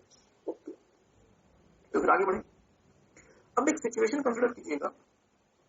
अब आपको कुछ नहीं सोचना, कुछ नहीं देखना, बस यहाँ एक सिचुएशन कंसिडर कीजिएगा कि लेट्स से मैं दिल्ली शहर में हूं और मेरे पास एक कंप्यूटर है और मैं यूट्यूब एक्सेस करना चाहता हूं। ठीक है, बस सर यूट्यूब का जो या गूगल का जो सर्वर है वो कहां पर है? सिंगापुर में। ये फोटो आपको ड्रॉ नहीं करनी। तो मुझे बताएंगे क्या मेरा डिवाइस और यूट्यूब का जो सर्वर है ये आपस में कनेक्टेड होने चाहिए? हाँ सर। तो अभी हम क्या कर सकते हैं? टेली कम्युनिकेशन कर सकते हैं, एक दूसरे के साथ कम्युनिकेट कर सकते हैं। तो मेरा डिवाइस और यूट्यूब का जो सर्वर आपस में कनेक्टेड होंगे, इसलिए कनेक्टेड होते हैं थ्रू टेली कम्युनिकेशन मीडिया या फिर चैनल। ये कैसे कनेक्टेड होते हैं दोस्तों? थ्रू टेलीकम्युनिकेशन मीडिया या फिर चैनल। हमारे बीच में क्या होगा? टेलीकम्युनिकेशन मीडिया होगा या फिर टेलीकम्युनिकेशन चैनल होगा। मेरा जो डिवाइस है इसका काम क्या है? इसका काम है, अब लेट्स से मुझे यूट्यूब में जाना है, अब मुझे यूट्यूब में समय पास करना है क्योंकि मुझे आदत है मुझे यूट्यूब में बेवजह की वीडियोस देखने की। हाँ, एक बार एक बच्चा कह रहा है सपना चौधरी, चले सपना चौधरी लेकर सपना चौधरी। मैं क्या करूंगा? मैं यूट्यूब में एंटर करूंगा सपना चौधरी या सपना चौधरी हर लेकर सपना चौधरी। मैं क्या करूंगा? मैं यूट्यूब में एंटर करूंगा सपना चौधरी या सपना चौधरी हरियाणवी सॉन्ग। ठीक बात है। और वो मेरा जो रिक्वेस्ट है वो इस टेलीकम्युनिकेशन चैनल की मदद से सिंगापुर पहुंचेगा यूट्यूब के सर्वर पे, और वहां से मुझे सपना चौधरी हरियाणवी सॉन्ग्स का रिजल्ट भेजा जाएगा जो मेरे डिवाइस पे डिस्प्ले हो। तो मेरा जो डिवाइस है इसका काम क्या है? इसका काम प्रोसेसिंग करना फिलहाल नहीं है। इसका काम क्या है? डेटा को एंटर करना और जो डेटा आपको भेजा गया उसे डिस्प्ले करना। तो ऐसे डिवाइसेस को हमारा इंस्टीट्यूट नाम देता है टर्मिनल। अब सर जी इंस्टीट्यूट इसको टर्मिनल ही क्यों कहता है? अच्छा नाम इसको क्यों नहीं मिला? I don't know. ठीक बात है। हमारे डिवाइस को इंस्टीट्यूट क्या कहता है? टर्मिनल। हेलो, गूगल के सिंगापुर वाले सर्वर को इंस्टीट्यूट नाम देता है कंप्यूटर। सर्वर है उसे क्या नाम है? कंप्यूटर। इंस्टीट्यूट का कहना है कि भाई मेन जो काम हो रहा है ना वो आप नहीं कर रहे, आप तो सिर्फ और सिर्फ हरियाणवी सॉन्ग्स को एंजॉय कर रहे हो। मेन काम कौन कर रहा है? सर्वर। और मेन काम करने वाले कंप्यूटर होते हैं। तो फिलहाल ये माने कि आपके पास जो डिवाइस है it is known as terminal, और सिंगापुर में गूगल का जो सर्वर है ये क्या कहलाएगा? कंप्यूटर। बट आपके पास भी है क्या? Computer he. बट आपके पास जो कंप्यूटर है दोस्तों वो माइक्रो कंप्यूटर कहलाता है या पर्सनल कंप्यूटर कहलाता है। होता तो वो भी कंप्यूटर है but it is known as micro computer और पर्सनल कंप्यूटर। ओके, अब मेरी बात पे ध्यान दीजिएगा, थोड़ी सी मेरी बात पे ध्यान दीजिएगा। हमने देखा कि एक तो हो गया सर टर्मिनल, दूसरा हो गया कंप्यूटर, तीसरा हो गया टेलीकम्युनिकेशन मीडिया या फिर टेलीकम्युनिकेशन चैनल। ठीक बात है। सर एक बात बताओ, आपने भी कहा था कि हमारा जो कंप्यूटर है वो किस फॉर्म में डेटा को प्रोसेस करता है? डिजिटल। और जो कॉपर वायर होता है, जो हमारे घर में फोन वायर होता है, वो किस फॉर्म में डेटा को ट्रांसफर करता है? एनालॉग। एक बात है। तो सर क्या हमें डिजिटल से एनालॉग में कन्वर्ट करने के लिए कोई डिवाइस चाहिए? और आपने ही मुझे बताया था कि डिजिटल से एनालॉग हम कैसे कन्वर्ट करते हैं दोस्तों? With the help of modem. मतलब हमें एक और डिवाइस चाहिए जो क्या कहलाएगा? मॉडेम कहलाएगा। तो सर एक बात बताओ ना, मॉडेम हमें क्यों चाहिए? क्योंकि सर हम जो डेटा प्रोसेस करते हैं अपने सिस्टम में it is in digital form, और जो डेटा ट्रांसफर होगा it would be in analog form. क्योंकि जो इंटरनेट में जो टेलीकम्युनिकेशन मीडिया या फिर चैनल इस्तेमाल हो रहा है कॉपर वायर, वो कैसे ट्रांसफर करता है? एनालॉग फॉर्म में। तो मुझे सोच के बताएं, क्या आपके डिवाइस को इंटरनेट या नेटवर्क से कनेक्ट भी होना पड़ेगा? हाँ सर, याद करें, अगर आपके डिवाइस, अगर आपको अपने फोन में वाईफाई चलाना होता है दोस्तों, तो आपके फोन में एक वाईफाई एंटीना होता है। भले आपको वो फिजिकली नहीं दिखता क्योंकि वो आपको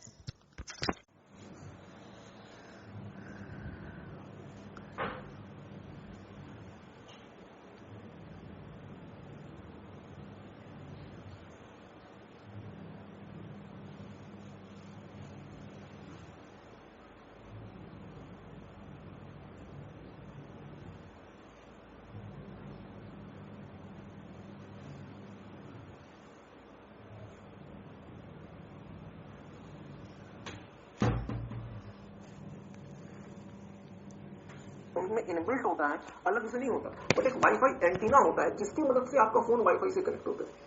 इसी तरीके से यदि मुझे अपने डिवाइस को इंटरनेट से कनेक्ट करना है तो मुझे कंपोनेंट चाहिए होता है जो कहलाता है नेटवर्क इंटरफेस कार्ड। इसको नोट नहीं करना आपको। तो मेरे डिवाइस में क्या इनबिल्ट होगा? एनआईसी। मेरे डिवाइस में क्या इनबिल्ट होगा?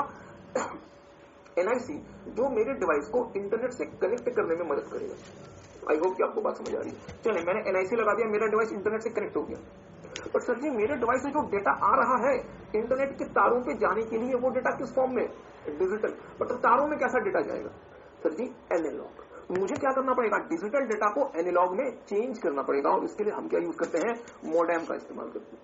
आई होप कि आपको ये बात समझ आ रही होगी। और एक और छोटी सी बात, अभी तक हमने आपके साथ क्या क्या देखा? हमने देखा सर एक कंपोनेंट होता है जो कहलाता है टर्मिनल, दूसरा कंपोनेंट होता है जो कहलाता है कंप्यूटर, तीसरा कंपोनेंट होता है जो कहलाता है टेलीकम्युनिकेशन मीडिया या फिर चैनल, चौथे कुछ और कंपोनेंट्स होते हैं जैसे एनआईसी हो गया, मॉडेम हो गया। हम आपके साथ आगे देखेंगे। एक चीज होती है जो कहलाती है मल्टीप्लेक्सर, एक चीज होती है जो कहलाती है switch, hub, gateway, router, repeater, bridge etcetera. ये सारी की सारी चीजें कॉमनली कहलाती है टेलीकम्युनिकेशन प्रोसेसर। क्या कहलाती है? टेलीकम्युनिकेशन प्रोसेसर, क्योंकि ये टेलीकम्युनिकेशन में प्रोसेसिंग करने का काम करती है, कम्युनिकेशन हो सके इसे प्रोसेस करती है। तो सर ये चौथा जो कंपोनेंट है तो वो क्या बन गया? Telecommunication processors. और मुझे बताएंगे ये सारे के सारे मैकेनिज्म को क्या स्मूथ तरीके से, एरर फ्री तरीके से चलाना पड़ेगा? ये पूरा का पूरा जो तामझाम है ये क्या सही तरीके से काम करे? हाँ या ना? हाँ। तो ये सब कुछ सही तरीके से काम करे, ये सब कुछ सही तरीके से मैनेज करे, इसलिए एक और कंपोनेंट यूज होता है जो कहलाता है टेलीकम्युनिकेशन कंट्रोल सॉफ्टवेयर। जो इस बात को मॉनिटर करता है कि सब कुछ सही प्रकार से काम कर रहा है या फिर नहीं कर रहा, और इसे हम क्या नाम देते हैं? ये हमारा चौथा कंपोनेंट हो गया और ये हमारा पांचवा कंपोनेंट हो गया। ओके, हाँ मैं फिर से बता देता हूं, मैं फिर से बता देता हूं। बस एक और छोटी सी बात सुन लें। हमारे पास कितने एसेंशियल कंपोनेंट होते हैं टेलीकम्युनिकेशन मॉडल में? 5। हमारे पास कितने एसेंशियल कंपोनेंट होते हैं टेलीकम्युनिकेशन मॉडल में? 5। एक क्या कहलाता है? टर्मिनल। दूसरा कंप्यूटर। तीसरा टेलीकम्युनिकेशन मीडिया या फिर चैनल। चौथा टेलीकम्युनिकेशन प्रोसेसर। पांचवा टेलीकम्युनिकेशन कंट्रोल सॉफ्टवेयर। आई होप कि आपको बात समझ आ रही होगी। फिर से सुन ले, मैं दिल्ली में हूं या किसी भी शहर में हूं, मुझे यूट्यूब से कोई वीडियो चाहिए तो मेरे पास एक डिवाइस होगा जिसको हम क्लाइंट डिवाइस या फिर जिसको हम यहाँ पे हम क्या नाम देते हैं? टर्मिनल। मैं इस वाले डिवाइस से डेटा इंटर करूंगा, ये डेटा कहां पहुंचेगा? यूट्यूब के पास। बट हमारे बीच में क्या होगा? टेलीकम्युनिकेशन कंट्रोल टेलीकम्युनिकेशन मीडिया या फिर चैनल, जिसकी मदद से मेरा डेटा वहां पहुंचेगा। और सर एक बात बताऊं ना, आपके कंप्यूटर को इंटरनेट से कनेक्ट करने की क्षमता क्या आपके कंप्यूटर में होनी चाहिए? हाँ सर, इसके लिए हम क्या यूज करते हैं? एक कॉम्पोनेंट यूज करते हैं जो कहलाता है एनआईसी या फिर नेटवर्क इंटरफेस कार्ड। ठीक बात है। पर सर चीज अभी आपने बताया था कि हमारा जो कंप्यूटर होता है वो तो डिजिटल वे में डेटा प्रोसेस करता है, बट जो कॉपर वायर होता है उसमें डेटा किस फॉर्म में जा रहा होता है? बताएंगे। एनालॉग में। तो क्या हमें डिजिटल से एनालॉग में कन्वर्ट करना पड़ेगा? हाँ सर। तो डिजिटल से एनालॉग में जो हमें डेटा को कन्वर्ट करके देता है वो डिवाइस क्या कहलाता है? मॉडेम। तो सर जी एक बात और बताओ, मैंने कब पूछे, जो डेटा यूट्यूब हमें भेज रहा होगा वो डेटा भी तो उस वायर में एनालॉग फॉर्म में आ रहा होगा, बट हमारा डिवाइस कैसा डेटा एक्सेप्ट करता है? डिजिटल। तो क्या इसी में आपको दोबारा से एनालॉग से डिजिटल में भी डेटा कन्वर्ट करना पड़ेगा? मैंने कहा बिल्कुल करना पड़ेगा। तो ये भी हमें कौन करके देगा? मॉडेम। तो सर इसका मतलब तो ये हुआ ना, नोट ना करें, सब कुछ बहुत डिटेल में हम आपके साथ देखेंगे।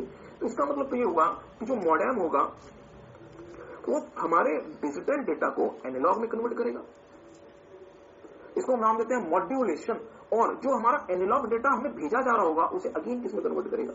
डिजिटल में कन्वर्ट करेगा। That would be known as demodulation. So modem is the short version of modulation demodulation process. Are you guys getting?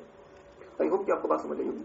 इसके अलावा भी इसमें बहुत सारी चीजें होती है, जैसे मल्टीप्लेक्सर होता है, हम आपके साथ ग्रेजुअली उसमें भी मूव करेंगे, बट पहले अभी जहां तक हमने आपको बताया वो तो समझे। इसके बाद हाँ, तो ये क्या कहलाता है? Telecommunication processor. और क्या इन सारी चीजों को मैनेज करने के लिए दोस्तों हमारे पास कोई मैकेनिज्म होना चाहिए? हाँ सर होना चाहिए। उसे हम क्या नाम देते हैं? टेलीकम्युनिकेशन कंट्रोल सॉफ्टवेयर का नाम देते हैं। ठीक बात। ओके, तो एक काम करेंगे, मेरे साथ साथ थोड़ा सा रीड करेंगे, देखेंगे। हम अपने आईटी के बच्चों को पहले ये सब कुछ लिखवाया करते थे, तो इसमें बहुत ज्यादा समय लग जाया करता था। तो इस बार हमने इस बैच को छोटा रखने के लिए, फास्ट ट्रैक पर्पस के लिए, हमने ये सब कुछ आपको प्रिंट मोड में दे दिया ताकि आपको लिखने का समय न लगाना पड़े और आपके पास सारा का सारा कुछ ऑलरेडी अवेलेबल हो। ओके, तो मेरे साथ शुरू करेंगे। टेलीकम्युनिकेशन नेटवर्क मॉडल या फिर essential components of telecommunication network, बहुत इंपॉर्टेंट है। VVI ध्यान देंगे। Telecommunication network consist of 5 components, namely terminals, telecommunication processors, telecommunication media या फिर channel, computers and telecommunication control software. ठीक बात है। तो जो मेरा टर्मिनल होता है, हाँ एक और छोटी सी बात जो कि मैं पहले भी बतानी चाहिए थी, जो वीडियो वाले बच्चे हैं उनका हो सकता है पेज नंबर कुछ और हो, क्योंकि हम आपको पूरी बुक कंपाइल करके भेजेंगे, यहाँ तो खैर हम नोट्स से पढ़ा रहे हैं, बट आपके जो कंटेंट होंगे वो 100% सेम होंगे। बस पेज नंबर हो सकता है कि 52 की जगह कुछ और हो, बाकी अदरवाइज सब कुछ सेम रहेगा। तो टर्मिनल, और हमारे पास इस वाले टर्मिनल में क्या होगा दोस्तों? एनआईसी नेटवर्क इंटरफेस कार्ड, इसके बाद मॉडेम, और भी चीजें होंगी। तो ये चीजें मेरी क्या कहलाएंगी? Telecommunication processor. और हमें और सिंगापुर के हमारे गूगल के सर्वर को आपस में कौन कनेक्ट करेगा? Telecommunication channel. तो क्या सर सिंगापुर का जो सर्वर होगा उसे भी कंप्यूटर से कनेक्ट होना पड़ेगा, बिल्कुल होना पड़ेगा। तो उसके पास भी क्या होगा, एनआईसी, और वो सर्वर में डेटा कैसे प्रोसेस करेगा, डिजिटल, बट तारों में डेटा कैसे जाएगा, एनालॉग। तो इसे भी क्या चाहिए, मॉडर्न। तो इसके पास भी क्या हो गया, टेली कम्युनिकेशन प्रोसेसर। और सर ये सब कुछ मैनेज करने के लिए हमें क्या चाहिए, telecommunication control software. But मेरा एक छोटा सा सवाल, telecommunication control software manage करना यूजर की जिम्मेदारी है या आपके सर्विस प्रोवाइडर की जिम्मेदारी है, मेरा छोटा सा सवाल। Telecommunication control software manage करना यूजर की जिम्मेदारी है या आपके सर्विस प्रोवाइडर की जिम्मेदारी, जैसे एमटीएनएल, बीएसएनएल, जियो, रिलायंस, एयरटेल, इनकी जिम्मेदारी। सर जी उनकी जिम्मेदारी, हमारी जिम्मेदारी नहीं है। हम तो सिर्फ अपने डिवाइस से डेटा एक्सेस करेंगे और उनको पेमेंट कर देंगे हमारे इंटरनेट चार्जेस की, हमें और कोई लेना देना नहीं। Are you guys getting?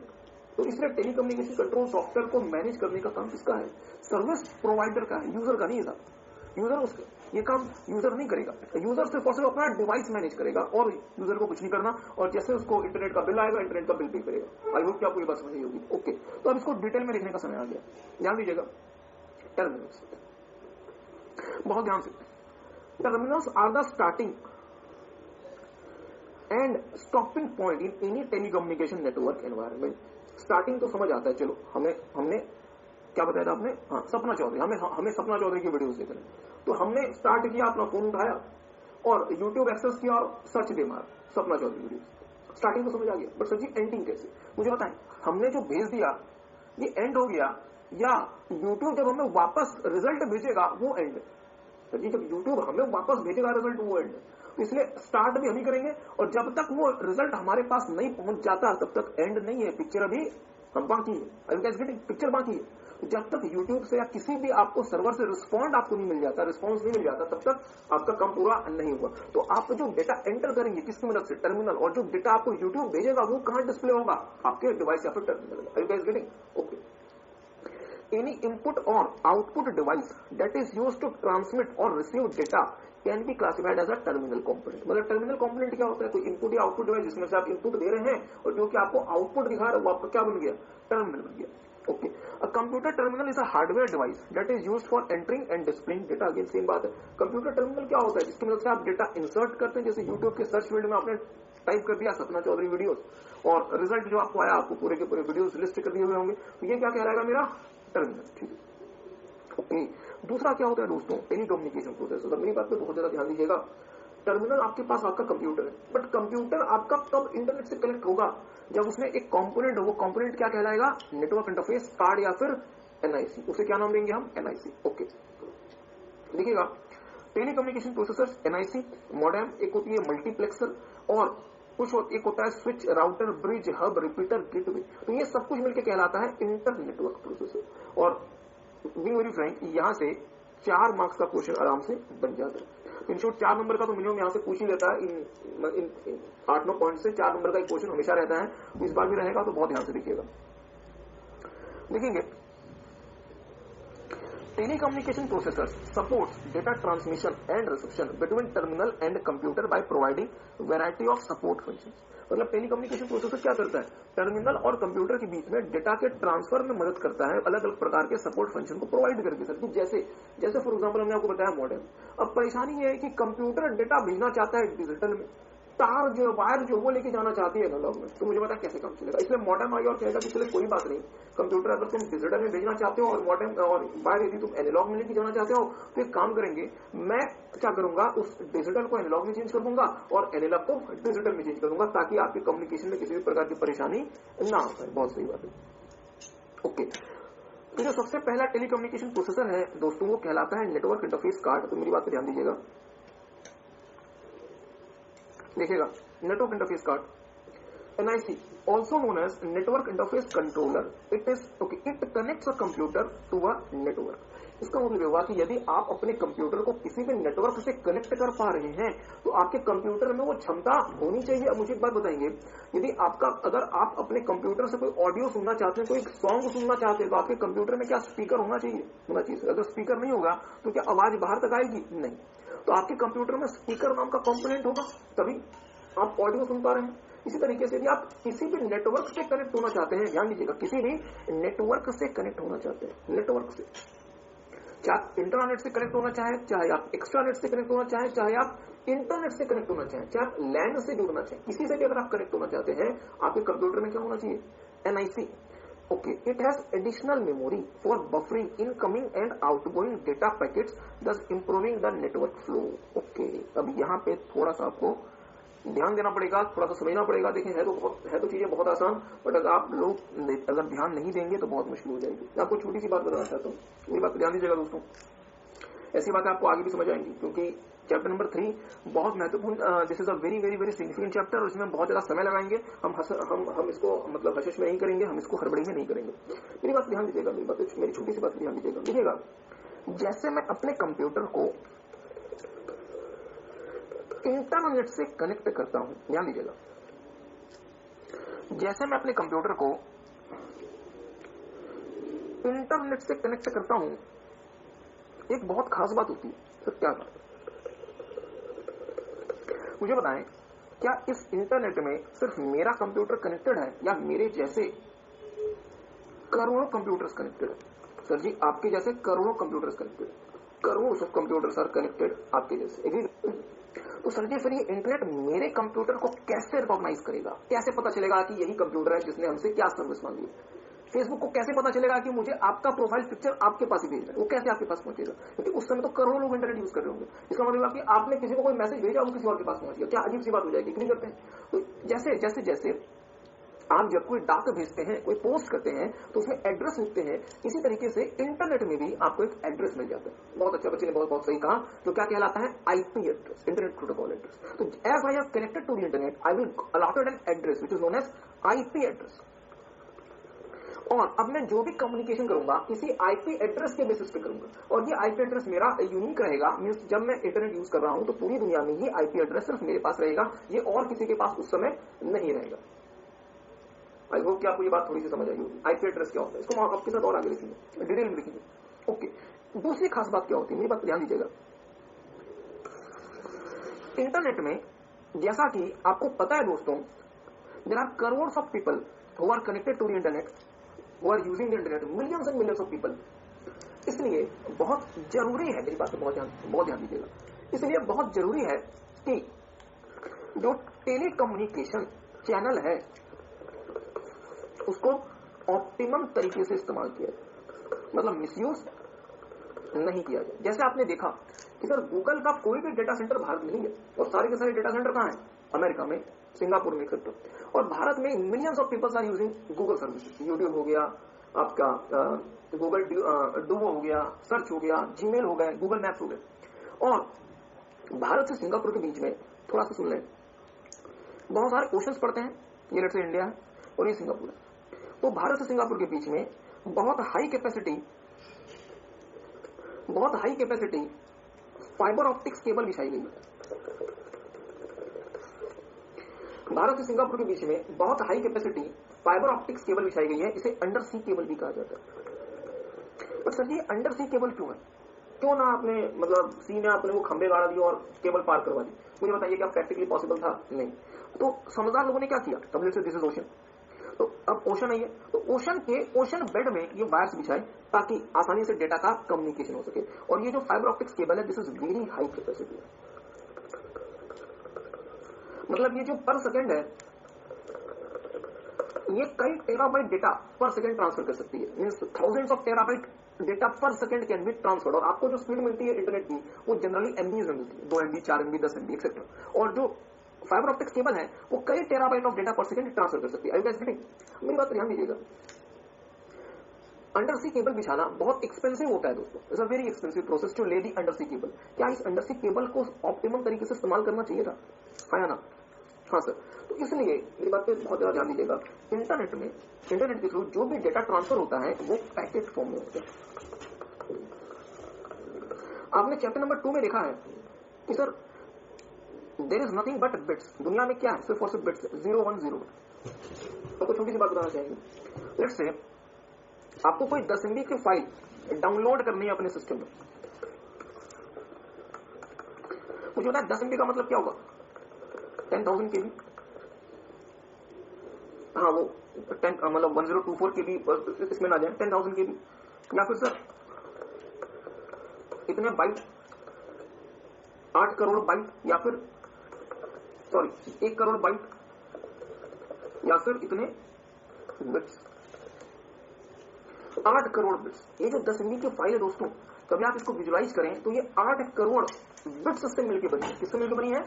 8 crore bits से मिलकर। और अगर 2-4 बिट भी इधर उधर हो गया तो क्या फाइल आपकी? इसलिए समझदार लोगों ने कहा यार इतनी बड़ी फाइल को हम नहीं भेज सकते, हम एक काम करेंगे, इस फाइल को हम ना छोटे छोटे पैकेट्स में ब्रेक करेंगे। जैसे हमने इस 10 MB की फाइल को 100 KB के 100 पैकेट्स में ब्रेक कर दिया। ध्यान दीजिएगा, आई होप कि आपको बातें समझ आ रही होंगी। अगर आपको बातें समझ नहीं आ रही, क्या बातें समझ आ रही हैं? पक्का? चले, फेस टू फेस वाले बच्चों को तो बातें समझ आ रही हैं। अगर वीडियो वाले बच्चों को बातें समझ नहीं आ रही तो प्लीज वीडियो को पॉज कीजिएगा, स्टार्टिंग से देखिएगा, क्योंकि इसके अलावा कोई ऑप्शन नहीं है। आईटीएसएम बहुत आसान है, बट आप बच्चे थोड़ी सी लापरवाही के चक्कर में आईटीएसएम आपको परेशान कर रहे हैं। सो मैं I am trying my level best की जितना आसान हो सके मैं आपको ये पूरा का पूरा आईटीएसएम आपको बना देती हूँ, बट आपको मुझे कॉपरेट करना पड़ेगा। अगर आपको बातें समझ नहीं आ रही तो प्लीज यहाँ से वीडियो पॉज कीजिए और दोबारा से देखिए, स्टार्टिंग से देखिए चैप्टर नंबर 3 और आपको चीजें समझ आएंगी। मेरी बात पर ध्यान दीजिएगा। हमने क्या कहा? हमने कहा सर 10 MB की फाइल है ना, 10 MB का मतलब क्या हुआ? 8 करोड़ बिट्स। दूसरी तो बहुत ज्यादा होता है 8 करोड़ बिट्स। तो अगर 2-4 बिट भी इधर उधर होगा पूरी फाइल हमारी करप्ट हो जाएगी। क्लिक करते तो हम एक काम करते हैं, इस 8 करोड़ बिट्स की फाइल को छोटे छोटे पैकेट्स में ब्रेक करते हैं और हमने 100 KB के 100 पैकेट्स बना लिए। ठीक बात है। और हमने हर एक पैकेट में एक तो पैकेट का नंबर लिखा होगा, packet number 1, packet 2, packet 3, packet 4 etcetera. और हमने एक चीज और लिखी होगी, बताएंगे क्या लिखा होगा? हमने एक फाइल को 10 MB की फाइल को 100 KB के 100 पैकेट में ब्रेक कर लिया और हमने इसमें पैकेट नंबर लिख दिया और हमने एक चीज और लिखी होगी। क्या लिखा होगा? नहीं, कुछ और लिखा होगा। इंटरनेट में आपको कैसे आइडेंटिफाई किया जाएगा? बिल्कुल सही बात है, हमने हर एक पैकेट में पैकेट नंबर लिखा होगा और आईपी एड्रेस लिखा होगा। मतलब हर एक पैकेट में पैकेट नंबर लिखा होगा और उसका आईपी एड्रेस लिखा होगा कि भाई पूरे इंटरनेट में ये पैकेट किसके पास जाना है। अब क्या होगा? अब आपके पास ये फाइल जो है दोस्तों, ये 100 पैकेट्स के फॉर्म में आएगी। क्या मेरी बात समझ पाए? और जैसे आपके पास 100वां पैकेट पहुंच गया, जैसे आपके पास 100 पैकेट्स पहुंच गए, वो सारे के सारे पैकेट्स आपस में असेंबल होके 10 MB की फाइल आपको बना के दे देंगे। आई होप कि आपको ये बात समझ आ रही होगी। इसको हम टेक्निकली पैकेट स्विचिंग का नाम देते हैं। इसको हम टेक्निकली क्या कहते हैं? Packet switching. इसके पहले एक वर्जन होता था जो कहलाता था सर्किट स्विचिंग, बट वो बहुत एक्सपेंसिव होता था। तो सर्किट स्विचिंग से दुनिया कहां मूव कर गई? Packet switching. और पैकेट स्विचिंग से एक एडवांस्ड वर्जन आया है जो कहलाता है मैसेज स्विचिंग, बट ये हम आपके साथ अभी नहीं देखेंगे, बाद में देखेंगे। ये सब कुछ हम आपके साथ बाद में देखेंगे, फिलहाल हम आपके साथ ये नहीं देख रहे। फिलहाल हम आपको सिर्फ एक छोटी सी बात बता रहे हैं। ओके, मेरी बात ध्यान दीजिएगा। होता क्या है, थोड़ा सा और इस बात को समझ लीजिए। ये आपका कंप्यूटर है। कंप्यूटर में आपके एनआईसी होता है, नेटवर्क इंटरफेस का, और आपका कंप्यूटर लेट से गूगल के सर्वर से जुड़ा है। गूगल का जो यूट्यूब सर्वर है उससे जुड़ा है और यूट्यूब आपको वीडियो भेज रहा है। क्या भेज रहा है? वीडियो। और मुझे बताएं कि वीडियो किस फॉर्म में भेजेगा? पैकेट्स के फॉर्म में। एग्री करते हैं? फिर मुझे बस सोच के बताएं, आपके कंप्यूटर की स्पीड और यूट्यूब के सर्वर की स्पीड क्या सेम है, या आपके कंप्यूटर की स्पीड ज्यादा है, यूट्यूब के सर्वर की स्पीड स्लो है? सोच के बताएंगे। सर जी कैसी कैसी बातें करते हो? यूट्यूब के पास सुपर कंप्यूटर है, यूट्यूब के पास मेन फ्रेम कंप्यूटर है, हमारे पास तो सबसे छोटा कंप्यूटर है। यूट्यूब का जो सर्वर की स्पीड होगी ये मेनी टाइम्स हायर होगी than our computer. Are you guys getting? तो मुझे बताएंगे क्या यूट्यूब जिस रफ्तार से मुझे पैकेट भेज रहा होगा, क्या मेरे कंप्यूटर में उतनी क्षमता होगी कि वो उसी रफ्तार से उसे प्रोसेस कर पाए? सर ये नहीं। इसलिए इस एनआईसी में एडिशनल मेमोरी होती है जो इनकमिंग डेटा पैकेट्स जो यूट्यूब आपको भेज रहा है उसे टेम्परेरी स्टोर करेगी, और जब आपका डिवाइस उसे प्रोसेस करने लायक बन जाए फिर उसे वहां पे भेज देगी। आई होप कि आपको बात समझ आएगी। क्या ये बात आप समझ पाए? और दूसरा, लेट्स से आपके पास एक पावरफुल कंप्यूटर है और दूसरा कंप्यूटर जो रिसिपेंट है वो एक स्मॉलर कंप्यूटर है। आप बहुत तेजी से डेटा भेज सकते हैं, बट क्या वो उतनी तेजी से डेटा रिसीव कर सकता है? नहीं। तो आपका जो एनआईसी है वो क्या करेगा? वो डेटा पैकेट्स आपके कंप्यूटर से जो निकल के आ रहे हैं उसे रोकेगा थोड़ी देर के लिए, और जब वो डिवाइस एक्सेप्ट करने की पोजीशन में आ जाएगा उसे भेज देगा। क्या मेरी बात समझ में? तो इसलिए ये एनआईसी क्या करता है? आपके इनकमिंग और आउटगोइंग डेटा पैकेट्स को थोड़े समय के लिए बफर करता है, स्टोर करता है अपने पास। तो एक काम करेंगे, एक बार इस चीज को दोबारा से देख लेंगे। NIC, also known as Network Interface Controller, it connects the computer to a network. It has additional memory for buffering incoming and outgoing data packets, thus improving the network flow. इसके पास एडिशनल मेमोरी होती है जिसकी मदद से ये incoming और outgoing network packets को store कर सकता है ताकि पूरे के पूरे नेटवर्क के फ्लो को इंप्रूव किया जा सके, बेहतर बनाया जा सके। क्या किसी को कोई डाउट हो तो आप पूछ लें। और हाँ, जो वीडियो वाले बच्चे हमने आपको पहले ही बताया है दोस्तों, आप लोग अपने डाउट्स को हमें व्हाट्सएप कर सकते हैं और हम यूट्यूब के थ्रू या किसी और मोड से आपके डाउट्स को कंप्लीट टेक सम टाइम, एक बार इसे रीड कर लें। तो आना पड़ता है जैसे मॉडेम या राउटर अलग से लगवाते हैं, एनआईसी जो होता है दोस्तों वो इनबिल्ट होता है और वो आपको मैन्युफैक्चर जो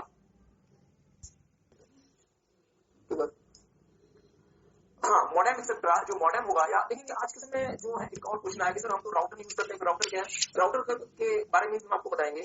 आज के समय जब आप इंटरनेट कनेक्शन लेते हैं, वायरलेस नहीं 3G या 4G की बात नहीं कर रहे, जब आप अपने ऑफिस में घर में आप जब इंटरनेट कनेक्शन लेते हैं तो आपको एक राउटर सामने मिलता है। वो राउटर ही आज के समय मतलब राउटर ही जो होता है वो आपके लिए मॉडेम का भी काम कर रहा होता है।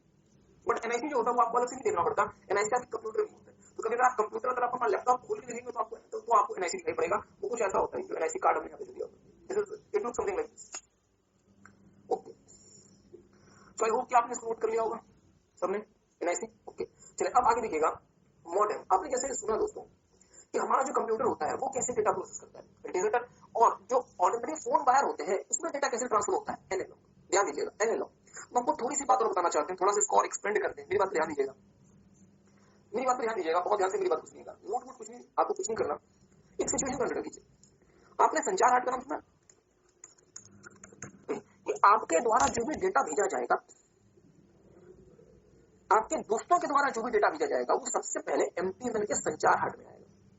फिर वो सारा का सारा डेटा हम एक जगह इकट्ठा करेंगे, एक जगह मर्ज करेंगे और फिर हम एक ही केबल से वो सारा का सारा डेटा आगे भेजेंगे। मतलब ये होगा कि आपके घर में जो कनेक्शन लगा हुआ है, जो वायर आई हुई है, वो वायर अमेरिका तक नहीं पहुंचेगी, वो वायर एमटीएनएल के संचार हाट तक पहुंचेगी। और यहाँ पे एक डिवाइस होगा जो अलग अलग वायर क्या है, अलग अलग टर्मिनल के सोर्सेस का डेटा एक जगह मर्ज करेगा। इसे हम नाम देते हैं डिवाइस को मल्टीप्लेक्सर। इसे हम क्या नाम देते हैं दोस्तों, मल्टीप्लेक्सर। एक नया वर्ड इमर्ज हुआ, मल्टीप्लेक्सर। तो मल्टीप्लेक्सर क्या करेगा, अलग अलग टर्मिनल से जो डेटा आ रहा है उसको एक साथ मर्ज करेगा ताकि वो सारा का सारा डेटा एक हाई स्पीड केबल में भेजा जा सके। फिर मुझे बताइए, जब ये डेटा यूट्यूब के पास पहुंच जाएगा, ये डेटा एक व्यक्ति का या 3 अलग अलग लोगों का है, 3 अलग अलग लोगों का, तो यहाँ पे यदि आपने इसको मर्ज कर दिया तो क्या यहाँ पे आपको इसको डिमर्ज करना पड़ेगा? हाँ सर। तो अगेन यहाँ पे ये डेटा 3 अलग अलग डेटा से चेंज करेगा। आई होप कि आपको बात समझ आई होगी। और यूट्यूब जब रिजल्ट भेजेगा तो 3 अलग अलग लोगों का रिजल्ट आ रहा होगा, बट अगेन इसे क्या करना पड़ेगा, मर्ज करना पड़ेगा। और जब ये यहाँ पहुंचेगा तो यहाँ पे ये क्या हो जाएगा, डीमर्ज हो जाएगा। आई होप कि आपको थोड़ा कुछ समझ आया होगा। इसको हम दोबारा से देखेंगे, हम तो कुछ और आपको बताना चाह रहे थे। ये तो हमने आपको सिर्फ हमने कहा कि चलो लोग यहाँ इसे भी हम इंट्रोड्यूस कर दें। हम तो आपको ये बताना चाह रहे थे दोस्तों कि आपके घर से संचार हाट तक एमटीएनएल ने जो केबल बिछाई होती है वो जनरली कॉपर वायर केबल होती है, जिसको हम ट्विस्टेड पेयर केबल का भी नाम देते हैं। ध्यान दीजिएगा, बहुत ध्यान से मेरी बात को सुनिएगा। आपके घर से संचार हाट तक जो केबल जा रही होती है, जो कभी कभी लाइन में आगे से ठीक करके जाते हैं, वो केबल कौन सी होती है, ट्विस्टेड पेयर, जो कि कॉपर से बनी होती है। और सर जी सिंगापुर तक ओशन के अंदर ये ट्विस्टेड पेयर केबल काम नहीं करेगी, बट इसलिए यहाँ पे आपको क्या यूज करना पड़ेगा, कौन सी केबल, फाइबर ऑप्टिक्स। तो इसका मतलब ये होगा सर, ओके फिर से अच्छी बात है कि बच्चे आप सुन रहा है। सबसे बड़ी बात ये है कि आप लोग एटलीस्ट सुन तो रहे। मुझे पता है कौन कौन बच्चा पबजी खेल रहा है, पबजी नहीं खेलेंगे। तो ये है कि आप लोग एटलीस्ट सुन तो रहे। मुझे पता है कौन कौन बच्चा पबजी खेल रहा है, पबजी नहीं खेलेंगे। चेक करेंगे, कोई अगर पबजी खेल रहा होगा उसका फोन चेक कर लेंगे। ओके, क्या ध्यान दीजिएगा। नहीं हमने जो बच्चे में वीडियोस के थ्रू देख रहे हैं, हमने स्पेशल मतलब लोगों को लगाया हुआ है कि पबजी हमारे क्लासेस है, पबजी ना खेलें। ध्यान दीजिएगा, अलग कंप्यूटर में या अलग अलग इंटरनेट कनेक्शन जो उन्होंने दिया हुआ है, वो इंटरनेट कनेक्शन उनका सिर्फ और सिर्फ उनके संचार हाट तक। संचार हाट में उनके पास बहुत बड़े बड़े मल्टीप्लेक्सर होते हैं जो कि हजारों जो मतलब कनेक्शन का डेटा आपस में मर्ज करते हैं और उसे एक ही वायर में आगे ट्रांसफर करते हैं। तो आपके घर से संचार हाट तक जो कनेक्शन है वो हो सकता है कि वो ट्विस्टेड पेयर केबल। तो सर जी अगर आपको सिंगापुर तक अपना डेटा भेजना है तो ट्विस्टेड पेयर की बस की बात नहीं है। ट्विस्टेड पेयर से तो आप डेटा भेज ही नहीं पाएंगे। आपको क्या यूज करना पड़ेगा, फाइबर ऑप्टिक्स। मैं छोटी सी बात और करना चाहूंगा, ट्विस्टेड पेयर जो होती है दोस्तों, ये डेटा को एनालॉग फॉर्म में ट्रांसफर करती है और फाइबर ऑप्टिक्स डेटा को एनालॉग और डिजिटल दोनों फॉर्म में ट्रांसफर कर सकती है। बट चूंकि बीच में ट्विस्टेड पेयर भी इस्तेमाल हो गया, भले छोटे ही जगह के लिए इस्तेमाल क्यों नहीं हुआ हो, इसलिए आपके लिए मजबूरी है। क्या मजबूरी है? जैसे कि हम जो डेटा अपने कंप्यूटर में जनरेट कर रहे हैं इसे बोलेंगे डिजिटल फॉर्म, और जो आपके ट्विस्टेड पेयर में जो डेटा जाएगा वो कैसा होगा? एनालॉग। इसलिए हमें अपने डिजिटल डेटा को किसमें चेंज करना पड़ेगा? एनालॉग। और जो डेटा हमारे पास आ रहा होगा मतलब ट्विस्टेड पेयर की मदद से, वो किसमें आ रहा होगा? एनालॉग। बट हमारे कंप्यूटर में कैसा डेटा चाहिए? डिजिटल। तो आपको एक बार डिजिटल को एनालॉग में चेंज करना पड़ेगा और दूसरी बार आते हुए एनालॉग को डिजिटल में चेंज करना पड़ेगा। आई होप कि आपको बात समझ आई। I hope guys get it. तो ये प्रक्रिया कहलाती है मॉड्यूलेशन एंड डीमॉड्यूलेशन। और जो डिवाइस का नाम करेगा उसका क्या नाम देंगे? मॉडेम का नाम देंगे। क्या किसी को बात समझ? ओके, आपका क्या क्वेश्चन है? डीएसएल मॉडेम हम आपके साथ आगे देखेंगे। डीएसएल मॉडेम क्या होता है आपके साथ आगे देखेंगे। हाँ देखेंगे, DSL stands for digital subscribers line. इसमें भी एक मॉडेम यूज होता है, वो हम आपके साथ आगे देखेंगे, इसी वाले चैप्टर में आगे देखेंगे। आपके बुक में होंगे बट हम आपके साथ आगे इसको डिस्कस करेंगे। तो एक काम कीजिएगा, मेरे साथ पहले मॉडेम को देखिएगा, ध्यान देंगे। It converts digital signal into analogue signal, इसको हम क्या नाम देते हैं? Modulation. And converts analogue signal into digital signal, मतलब demodulation in a data communication system. Modems are required to send computer data with ordinary telephone. ध्यान दीजिएगा, ordinary telephone line का मतलब ट्विस्टेड पेयर। तो सर हम ये कहना चाहते हैं कि अगर पूरी दुनिया में 100% फाइबर ऑप्टिक्स हो, ट्विस्टेड पेयर हो ही नहीं, तो क्या हमें मॉडेम की एसएच रिक्वायरमेंट है? हमें मॉडेम की एसएच रिक्वायरमेंट तब इसलिए नहीं होगी क्योंकि 100% डेटा किसमें जा रहा होगा? डिजिटल फॉर्म में जाना होगा। तो सर फिलहाल ऐसा नहीं हो रहा, क्योंकि फिलहाल बहुत सारी जगहों पे डेटा एनालॉग फॉर्म में जाना होता है, इसलिए आपको मॉडेम यूज करना पड़ जाता है। आई होप कि आपको बात समझ आई। Okay, because computer data is in digital form but telephone lines are analogue. ठीक बात। इसलिए मुझे बताएंगे जो भी बड़े बड़े देश हैं, जो भी अमीर देश, वो बहुत तेजी से क्या कर रहे हैं? एनालॉग टेक्नोलॉजी से कहां जा रहे हैं?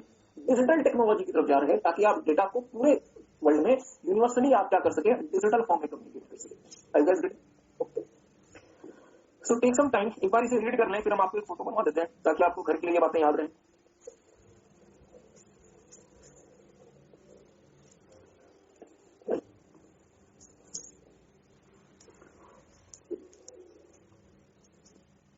कैसे जो कि फॉर्म में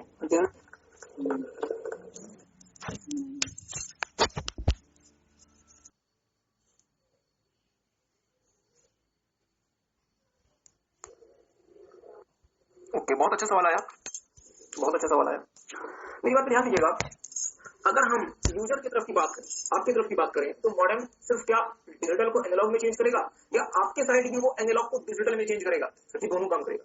ध्यान दीजिएगा, आपका कंप्यूटर, बहुत अच्छा सवाल, वीडियो वाले बच्चे भी सुनिएगा। क्वेश्चन का ये है कि सर मॉडेम डिजिटल को एनालॉग एक तरफ चेंज करेगा और दूसरी तरफ वो एनालॉग को डिजिटल में चेंज करेगा, या दोनों तरफ वो काम करेगा? अच्छा सवाल है, ध्यान दीजिएगा, खुद से सोचिएगा।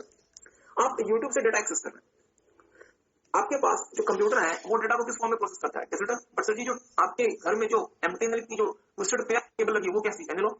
तो आपको जब यूट्यूब पे अपना सर्च रिक्वेस्ट भेजना है, आप डेटा ट्रांसफर कर रहे हैं, आप किस फॉर्म में भेजना चाहिए? डिजिटल। बट वायर किस फॉर्म में लेके जाएगा? एनालॉग। तो हमें क्या चाहिए? मॉडर्न, जो अभी क्या करेगा? डिजिटल से एनालॉग, आपकी तरफ की बात कर रहे हैं, डिजिटल से एनालॉग में चेंज करेगा। एग्री करते हैं? अब डेटा वायर में गया, यूट्यूब के पास पहुंच गया, किस फॉर्म में पहुंचा? एनालॉग। बट यूट्यूब डेटा को किस फॉर्म में लेगा? डिजिटल। तो यूट्यूब के पास भी क्या होगा? मॉडर्न, जो वहां पे क्या करेगा? इस एनालॉग को डिजिटल में चेंज करेगा। ओके, तो प्रोसेस को समझ लीजिए। अच्छा क्वेश्चन है, लूज नहीं करना, आपको अपना अटेंशन लूज नहीं करना। ओके, आगे देखिएगा। तो ध्यान दें, हमने आपको यहाँ पे एक कहानी बताई थी कि सर जी बहुत सारे लोग एक बार में ही डेटा सर्च कर रहे हैं, तो क्या हर किसी के लिए भारत से लेकर सिंगापुर तक अलग अलग केबल लगा दी है? नहीं सर, ये तो बहुत एक्सपेंसिव हो जाएगा। इसलिए कंपनी क्या करती है, वो अलग अलग टर्मिनल से आने वाले डेटा को एक साथ एक जगह मर्ज करती है, और वो डिवाइस क्या कहलाएगा? मल्टीप्लेक्सर। अब मल्टीप्लेक्सर क्या करेगा? अलग अलग टर्मिनल से डेटा को एक ही कम्युनिकेशन वायर की मदद से ट्रांसफर कर सकता है। और सर जी जब डेटा यूट्यूब के पास पहुंच जाएगा तो क्या यूट्यूब के पास भी मल्टीप्लेक्सर होना चाहिए? हाँ, बट अभी ये मल्टीप्लेक्सर क्या करेगा? मर्जिंग या डीमर्जिंग? सर डीमर्जिंग। और यूट्यूब को अलग अलग लोगों की अलग अलग रिक्वेस्ट देगा। ठीक बात है। अब यूट्यूब ने 3 अलग अलग वीडियो पकड़ा दी मल्टीप्लेक्सर को, अब वो मल्टीप्लेक्सर यूट्यूब वाला मल्टीप्लेक्सर क्या करेगा? मर्जिंग, और वो डेटा को एक ही कम्युनिकेशन वायर में भेजेगा। एमटीएनएल के संचार हट के मल्टीप्लेक्सर के पास वो डेटा पहुंच गया, तो क्या किसी एक के पास वो सारा का सारा डेटा भेज देगा? उसे अब क्या करना पड़ेगा? डीमर्जिंग, और अलग अलग लोगों के पास वो डेटा भेजेगा अकॉर्डिंग टू देयर स्पेस। बताएं, according to their IP address. क्योंकि जैसे आप इंटरनेट से कनेक्ट करते हैं, आपके कंप्यूटर को क्या मिल जाता है? IP address. मैंने क्या देखा, जो मेरा मल्टीप्लेक्सर है दोस्तों, ये मर्जिंग का काम भी करता है और साथ में डीमर्जिंग का काम भी करता है। इसी तरीके से जैसे मेरा मॉडेम एनालॉग से डिजिटल में कन्वर्ट भी करता था और डिजिटल को एनालॉग में भी कन्वर्ट करता था। Are you guys getting? Okay, तो काम करेंगे, थोड़ा सा इसे रीड करेंगे। मल्टीप्लेक्सर, ओके ध्यान दीजिएगा। Multiplexer allows single communication channel to carry simultaneous data transmission of many terminals। बहुत इंपॉर्टेंट है सर, मीन्स बहुत सारे टर्मिनल का डेटा एक साथ एक ही कम्युनिकेशन चैनल में आप ट्रांसमिट कर सकते हैं with the help of multiplexer. Okay, multiplexer merges transmission of several terminals at one end and a communication channel while a similar unit separates the individual transmission at the receiving side। इसका मतलब क्या हुआ कि जब आप data भेज रहे हैं यूट्यूब के पास तो एक जगह मल्टीप्लेक्सर मर्जिंग कर रहा होगा और यूट्यूब के पास पहुंच के उसे वो क्या कर रहा होगा, डीमर्जिंग कर रहा होगा। इसका मतलब ये हुआ कि सर आप भी मल्टीप्लेक्सर यूज करेंगे और यूट्यूब भी मल्टीप्लेक्सर यूज करेगा। जब डेटा जा रहा है, ध्यान दीजिएगा, जब डेटा जा रहा है तो सबसे पहला काम क्या होगा, मर्जिंग, और रिसीवर के एंड में डीमर्जिंग, और जब डेटा यूट्यूब से आ रहा होगा तो वो क्या करेगा, मर्जिंग, और आपके यहाँ क्या होगा, डीमर्जिंग। आई होप कि आपको बात समझ आई। ओके, एक काम कीजिएगा, इसमें भी फोटो बना लीजिएगा।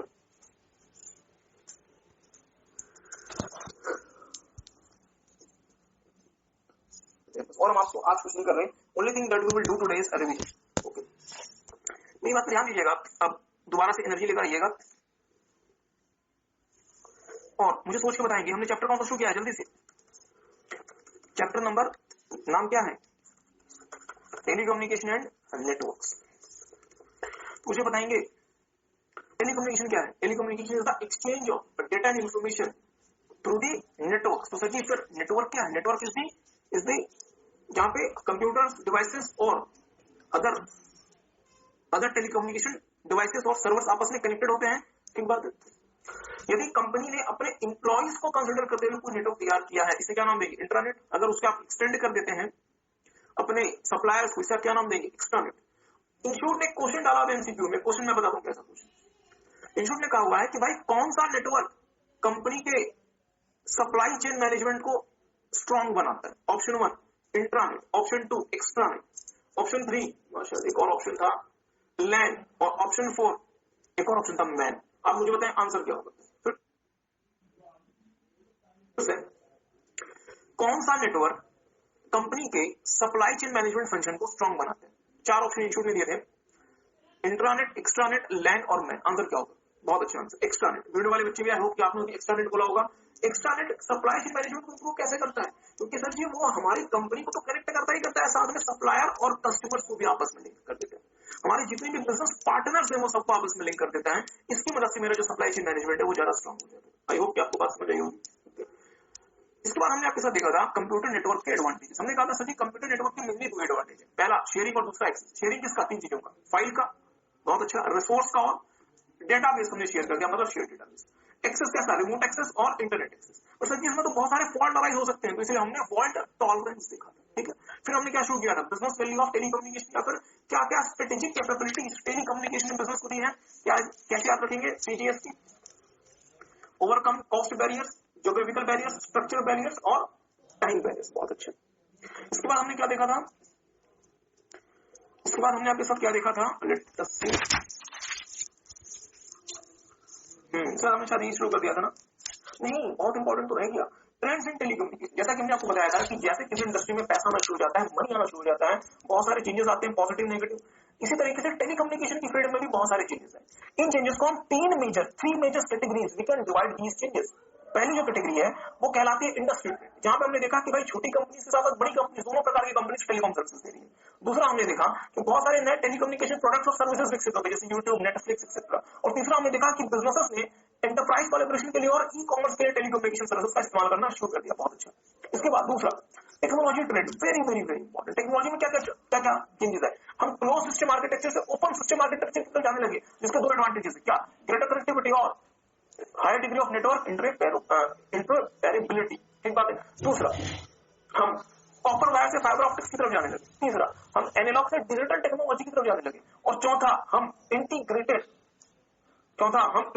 Service digital network ISDN technology की तरफ जाने लगे, जहां पे आप मल्टीपल फाइल टाइप्स एक ही प्रकार के सर्किट में ट्रांसफर कर सकते हैं। और तीसरा क्या था दोस्तों, बिजनेस एप्लीकेशन ट्रेंड, जहां पे हमने देखा कि जो कंपनीज है वो बहुत प्रकार के इससे इस्तेमाल कर सकती है, e commerce, enterprise collaboration, resource sharing, cost की कटिंग, वर्क ग्रुप कोलैबोरेशन, नए प्रोडक्ट्स सर्विसेज एक्सेट्रा।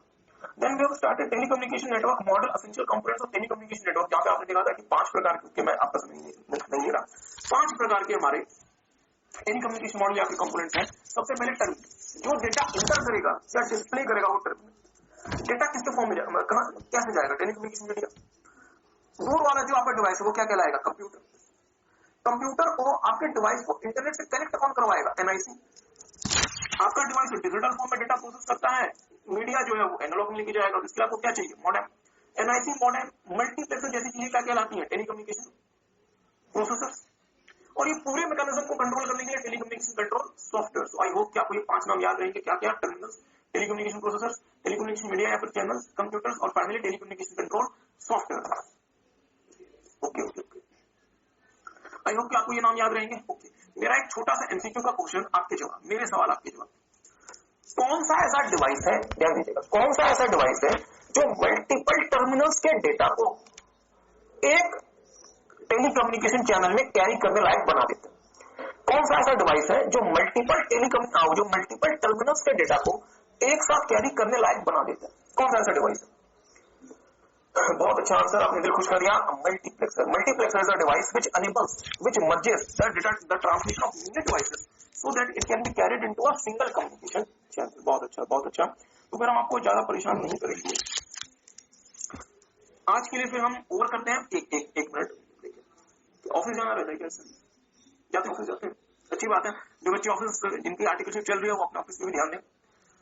आज के लिए बस आखिरी बात ओवर करने से पहले हम आपको बस एक छोटा सा रिक्वेस्ट करना चाहेंगे दोस्तों कि घर से इनको बहुत अच्छे से रिवाइज करके लाए। अगली क्लास में हम आगे प्रोसीड करेंगे। सो आज के लिए बस इतना ही, ओवर करते हैं।